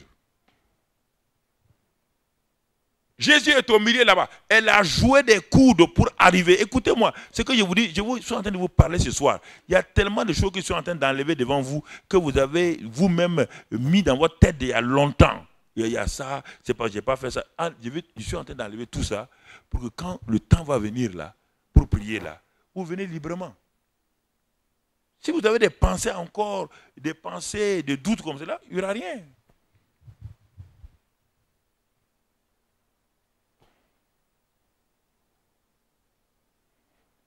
Les gens ont dit, femme, qu'est-ce qu'il y a? Elle dit non, ici ce n'est pas la réunion de Moïse, c'est la réunion de Jésus-Christ. Ici c'est la grâce et la vérité. Lui, il ne lapide pas les gens. Vous n'avez aucune puissance dans cette réunion-là. Pharisiens, scribes là. Vous n'avez aucune puissance ici. C'est la réunion de Jésus ici. La loi de Moïse ne marche pas ici. On dit, heureusement, tu sais ça, tu as eu la chance, on va te lapider. Une femme avec une paire de sang qui vient ici, on va te lapider. Et dit, vous ne pouvez pas. Même si vous me lapidez là, il va me ressusciter. Elle a joué des coudes. Une foule. On ne lui a pas ouvert la porte, on n'a pas de personne à dire, madame passe, tout le monde est venu à son problème. Qui va laisser la place? Elle a joué des coudes. Elle est arrivée. Elle sait que si elle parle à Saint-Pierre, Saint-Jacques, Saint-André, ces gens méchants-là, ils vont la chasser. Il a dit, je ne leur parlerai pas, hein, tous ces gens-là. Je les connais très bien. Regarde leur visage là. Il regarde comment ils me regardent. Ici, ils me gagnent, ils vont me dévorer. Il dit, je toucherai son vêtement. Elle s'est effrayée. Et Jésus était là. Au moment où tout le monde était autour de Jésus. Écoutez-moi, frère. Elle a tendu sa main. Elle a touché le bord du vêtement de Jésus. Elle a déclenché la plus grande puissance qui existe dans le ciel et sur la terre. Il a dit qu'une vertu sortie de Jésus. Je vous pose la question. Ces milliers de gens qui étaient autour de Jésus, personne n'a déclenché la puissance de guérison. Si c'était comme cela, Jésus n'allait pas dire qui m'a touché. Jésus est là, avec des milliers de gens, des curieux, de tous les incrédules. Personne n'a su que cet homme-là était une centrale puissante de guérison et de délivrance. Il n'y a que la seule femme là qui a su ça. Est-ce qu'elle est allée à un séminaire de guérison? Elle a déjà participé à une conférence de guérison? Non. C'est la révélation. Jésus dit, qui m'a touché? Les disciples ont dit, mais tout le monde te touche? Je dis, non, tout le monde ne me touche pas. Puis celui qui m'a touché là, vient de faire sortir de moi une puissance. Si tout le monde me touchait il y a longtemps, il y aurait beaucoup de puissance qui serait sortie. Il y a une seule personne, depuis qu'on est là le matin, il y a une seule personne qui a fait sortir la puissance de moi. Où elle est? Où êtes-vous? La femme se cachait. Après, elle a dit, c'est moi. Elle dit, oui, ma fille, va, ta foi. Même en Israël, il n'y a pas une grande foi. Ta foi t'a sauvé. Va. C'est comme ça qu'on reçoit les choses. Ce n'est pas en venant passer, vous savez, passer, j'ai des ulcères depuis 25 ans. Ah, ça monte, ça descend.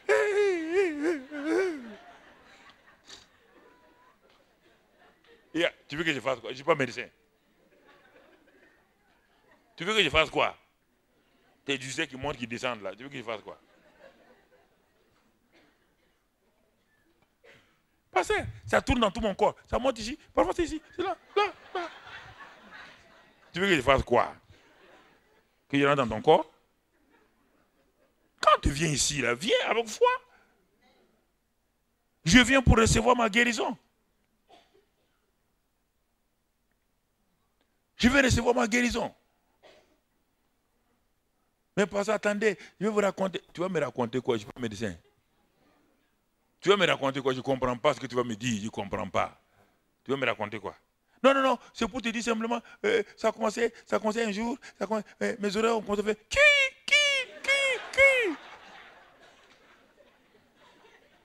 Je ne suis pas un Noël. Je ne comprends pas qui. Donne-moi ton oreille. Va, tu es guéri. Ah, c'est fini? Ça suffit comme ça? Oui, ça suffit. Puisque je n'ai pas de médicaments pour mettre là-dedans. Mon médicament, c'est ma mère là. Pas. Reçois la guérison. Pas. Mais pasteur, ça continue à faire qui? Ça va se taire. Va à la maison, ça va se taire.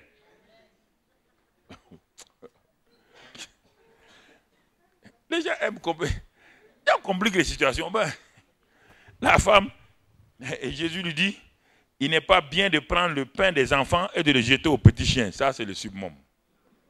Ah! De le jeter aux petits chiens. Cette fois-ci, même les disciples ont dit, ça, Seigneur, ça c'est trop. Ça, tu viens d'insulter la femme là. Hein?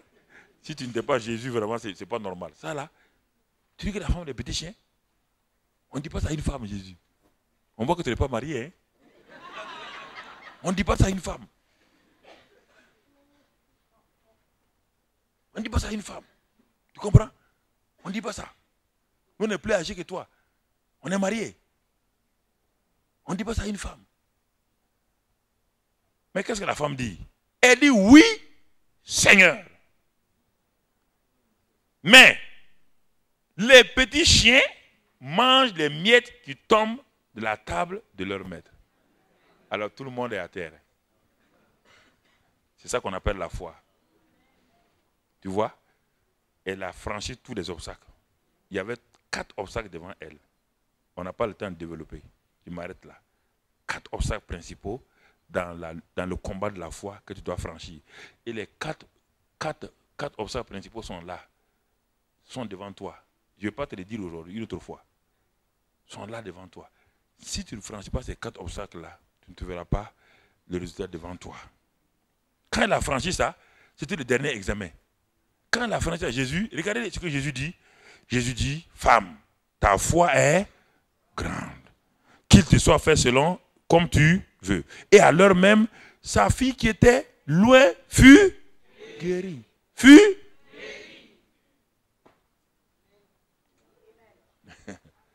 Sa femme fut guérie. Sa femme fut guérie. Et c'est ça. J'ai appris ces choses au fur et à mesure, mais déjà quand j'étais à l'université, moi, ma foi s'est développée dans le domaine surtout des études et des affaires. C'est là qu'a développé ma foi. Un domaine où on ne parle pas de foi, là, c'est là où moi, ma foi s'est développée. Les études et les affaires. J'étais économiste gestionnaire, mais la plupart du temps, je n'ai pas géré avec les techniques quantitatives de gestion, ni quoi. J'ai géré simplement par la présence de Dieu en moi. Et j'ai vu Dieu faire des miracles dans ce domaine de la gestion commerciale. Quand il y avait la fraude dans le pays, j'ai vu comment, par la prière et la foi, j'ai balayé. Et la douane était étonnée. Parce qu'on est parti leur demander de nous aider. Ils ont dit, ils ne peuvent pas. Que la fraude rentre de partout. J'ai appelé les gens de mon service. Ils disent, bon, ok, puisqu'ils ne peuvent pas, voilà ce qu'on va faire. Dieu m'a donné une idée. On a fait ça. Les douaniers étaient étonnés. On a décimé la fraude dans notre domaine, le textile. Et dans ce domaine-là où j'ai vu les études, même chose. Ça, quand j'ai vu que Dieu, même dans les affaires, dans les études, fait des miracles, ça m'a enraciné. Maintenant, pour la guérison et les autres choses. Alors ce soir-là, bien-aimés frères et sœurs, voici ce que je voulais vous dire. Jésus-Christ dit qu'à la croix du Calvaire, il a pris nos maladies. Je termine par là. Écoute-moi, il n'y a aucune maladie qui existe dans cette salle-là que Jésus n'ait pas porté à la croix du Calvaire. Il a pris nos infirmités. Il s'est chargé de toutes nos maladies. Et c'est par ses meurtrissures que nous sommes guéris. Il a pris nos malédictions. Il a pris notre pauvreté. Il a pris tout ça, nos péchés. Et il te dit maintenant, viens recevoir, c'est pour dire, venez à moi, et vous qui êtes fatigués, languissants, abattus, et je vous donne le repos. On ne parle pas de repos de quelqu'un qui est fatigué parce qu'il a fait des courses. On parle de repos du corps, repos de l'âme, repos des soucis familiaux que tu as. C'est de ça que Jésus parle. C'est de ça que Jésus parle.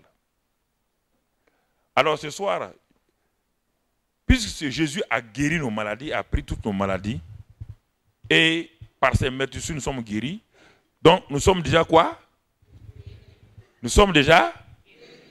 Et la guérison simplement se manifeste ce soir, sinon nous sommes guéris à 2000 ans quand Jésus est mort à la croix du Calvaire. La guérison se manifeste dans ta vie ce soir, ou demain, ou après-demain. Parfois quand je dis aux gens, vous êtes guéris, ils me regardent. Non, je n'ai pas dit que vos douleurs sont parties. J'ai dit vous êtes guéris. C'est différent. Vous êtes guéris ne veut pas dire que les douleurs ont disparu. Vous êtes guéris. Allez-y avec ça. Allez-y avec ça. Et vous serez étonnés. Quand Dieu m'a dit qu'il m'a guéri de la pleurésie, et les radios montraient que mon poumon était rempli d'eau. Ça, c'est en 97. Mais mon poumon droit montrait qu'il y avait de l'eau. J'étais à l'hôpital militaire. Quand ils mettent, ils me disent, ah, pasteur, on ne comprend pas. Ils ont fait ponction, mais l'eau est revenue. Ils ont mis tout ce qui est tous les cortis.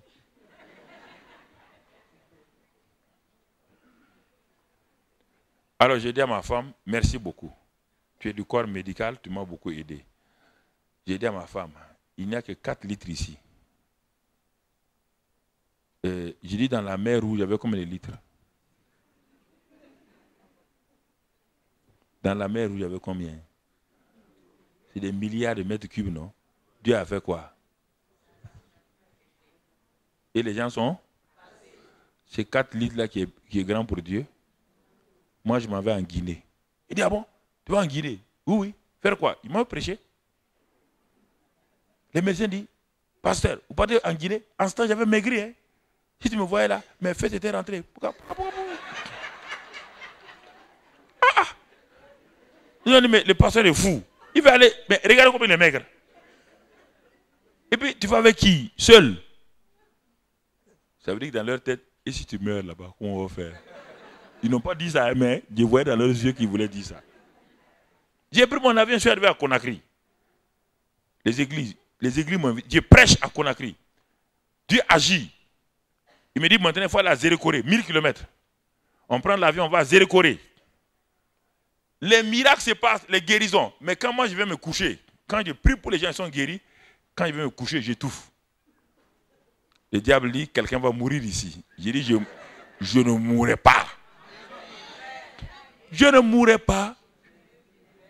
Chanteur, je ne mourrai pas. Enfin, chantez quand même. Mais quand je venais, je me couchais tout seul dans la maison d'un missionnaire français là. Mais le diable dit, mais tu vas mourir. Regarde comment tu étouffes. J'ai dit au diable, tu ne connais pas mon Dieu. Il m'a déjà guéri. Moi, je ne m'intéresse pas aux symptômes. Je suis guéri. Ne t'inquiète pas, tu ne vas pas me troubler ici. Quand j'ai fini ma mission en Guinée, je suis retourné au Burkina. Écoutez-moi. 3 jours, j'ai dit à ma femme, il dit, mais tiens, regarde bien. On est parti faire radio. Le docteur dit, vous êtes venu pourquoi? Docteur Yago. Il dit, mais on a dit qu'il y a l'eau ici, il y a pleurésie, il y a quoi. Il dit, venez, pasteur, venez. Regardez, vous avez un poumon de jeune.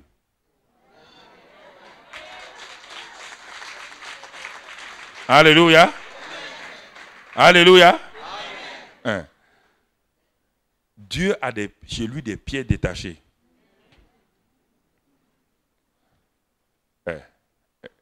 Renault a des pieds détachés, non? Ou bien toutes les entreprises de voitures qui fabriquent des voitures, la loi exige qu'ils aient des quoi? Oui ou non? Au cas où ta voiture tombe en panne, tu fais quoi? Tu t'en vas chez les concessionnaires et autres et tu donnes une ampoule neuve, un moteur neuf. Le moteur, c'est quoi? C'est ton cœur. L'ampoule, c'est quoi? Ton œil. Hein? Donc, le truc d'essence là, c'est ton ventre. Oui ou non? Quand ton moteur est grillé, il y a un moteur neuf qu'on peut changer, non? Papa, bon Dieu, a créé l'homme. Oui ou non? Il a des pieds détachés là-bas, oui ou non? C'est pour quand tu dis au nom de Jésus, le magasinier de Dieu dit, qu'est-ce que tu veux? Au nom de, je commande maintenant un tympan neuf. Le magasinier vient, il dit donne. Le Saint-Esprit prend ça, le grand chirurgien, il opère. Il dit alors mon frère, écoute, tu entends? Il dit oui, pasteur, tu entends, hein? Oui, qui a fait cela? Le Saint-Esprit. Mais moi j'ai lancé la commande. J'ai lancé la commande au nom de Jésus. Et Dieu, le magasin de Dieu ne tombe jamais en panne. Il n'y a pas une seule pièce détachée qui manque là-bas. Aucune pièce. Alors, tu veux quoi ce soir? Un utérus? Une trompe neuve? On dit, ma trompe est bouchée. Ta trompe est bouchée. Tes trompes sont bouchées. Quand Dieu fait...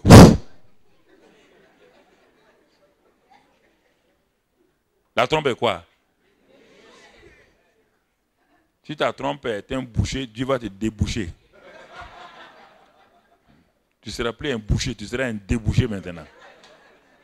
Dieu débouche cela. Au nom de Christ Jésus. Alléluia. Amen. Alléluia. Amen. Alléluia. Amen. Bon, je vais demander à tous ceux qui ont des problèmes d'oreille, ils n'ont qu'à venir rapidement devant.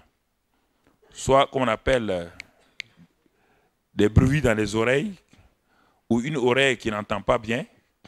Vous venez devant là, s'il vous plaît. Rapidement. Parce qu'on va prier pour plusieurs groupes. Donc, il faut qu'on fasse rapidement. Acouphène ou quoi, ça fait des bruits, ça. Voilà. Alignez-vous une seule rangée. Maman, vous avez un problème d'oreille? Bon, attendez, je vais venir prier pour vous là-bas. Attendez, je vais venir. J'allais prier pour vous, Voilà. C'est une oreille ou deux oreilles, ou bien ça fait des bruits, ça coule, ou bien ça dépend. Si c'est l'oreille droite, quand je vais arriver, vous mettez votre main. Je vais poser ma main là-bas. Ok? Vous croyez que ce soir, Dieu vous a guéri? Hein? Voilà. Donc, n'ayez aucune crainte pour cela. Merci Seigneur. Dites avec moi, merci Seigneur Jésus. Par tes meurtrissures, j'ai reçu la guérison. Mon oreille est guérie. Mon oreille fonctionne. Par tes meurtrissures, ce soir, j'ai reçu la guérison. Merci Père. Amen. Amen. Toi, tu me suis alors. Tu tiens mon micro, tu me suis. Bon, si c'est quelle oreille vous, l'oreille droite, si c'est les deux, vous posez les mains. À Koufen, c'est ça. C'est bon. Au nom de Christ Jésus, maintenant je commande à cet acouphène de partir. Recevez la guérison, simplement. Au nom de Christ Jésus. Recevez cela. Allez-y en paix. Comme de l'eau que ça dérange. De l'eau, ça dérange. Ça ne va plus déranger. Ça va arranger maintenant. Je prie au nom de Christ Jésus, je pose les mains. Que maintenant, tout ce qui bouge dans cette oreille-là, comme de l'eau, ou toute forme de liquide, maintenant sèche. Et que les tympans, tout fonctionne. Que maintenant, les nerfs fonctionnent parfaitement. Recevez cette grâce de guérison. Amen. Amen. Amen. Père, je prie maintenant, je pose mes mains sur cette oreille. Je déclare que par les meurtrissures de Christ Jésus, notre sœur a reçu la guérison. Je commande là, cette oreille-là, reçoit la guérison ce soir. Va, oreille, tu es guéri par les meurtrissures de Christ Jésus. Amen. J'entends de moins en moins les conversations. Ok, de moins en moins. Ouais. Père, je pose les mains et je commande à ce que cette oreille-là fonctionne maintenant.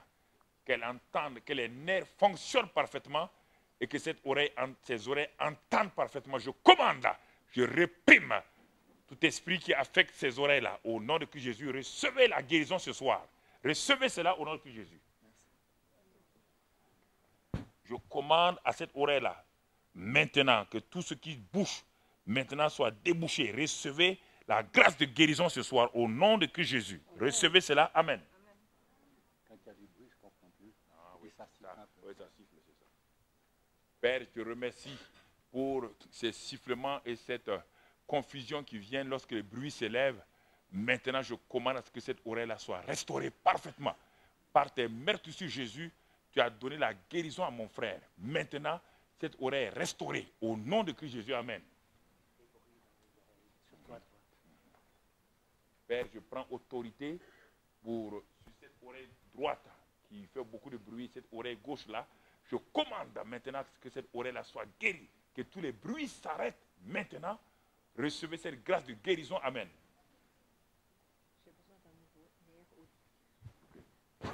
J'ordonne à ce nerf auditif qui a été endommagé, que ce nerf auditif soit restauré maintenant. Recevez la guérison ce soir au nom de Christ Jésus. Amen. Que ceux qui ont des problèmes, Dieu commence à se préparer. J'ordonne maintenant au nom de Christ Jésus que cette acouphène-là cesse et que la puissance de guérison rentre dans vos oreilles. Maintenant, soyez totalement guéris par ses meurtrissures. Il l'a fait. Amen. Et lequel? L'oreille droite. Okay. Allez. Au nom de Christ Jésus, je commande là que maintenant cette oreille-là, que le niveau auditif soit élevé, restauré parfaitement. Oreille, je t'ordonne, entends et écoute par les meurtrissures que vous avez reçu la guérison. Père, je pose les mains sur ces deux oreilles et j'ordonne, parce que tu as dit imposer les mains aux malades et les malades seront guéris. J'ai imposé les mains et je proclame la guérison. Maintenant, oreille, soyez guéris totalement. Amen.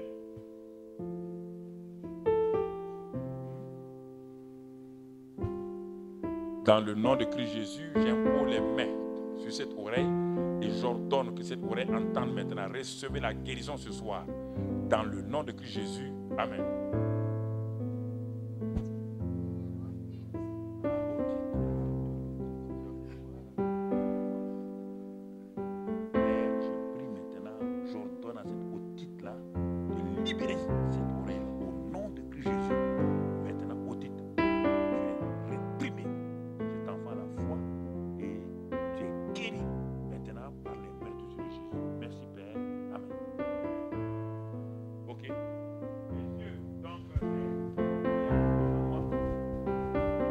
Posez vos mains sur vos yeux, avancez un peu. Vous êtes un peu. Oui. Je viendrai prier spécialement. Après, assois-toi à côté d'elle, je vais venir. Posez vos mains sur vos yeux. Père, je te remercie ce soir. Dites avec moi, Père, je te remercie ce soir. Parce qu'à la croix du Calvaire, Jésus a porté toutes nos maladies. Et par ses meurtrissures, j'ai été guéri. Ce soir, je reçois la manifestation de ma guérison. Mes yeux sont restaurés. Toute inflammation, toute infection, tout glaucome, toute pression est détruite dans mes yeux. Les meurtrissures de Christ Jésus ont apporté la guérison. Merci Seigneur de ce que tout larmoiement s'arrête.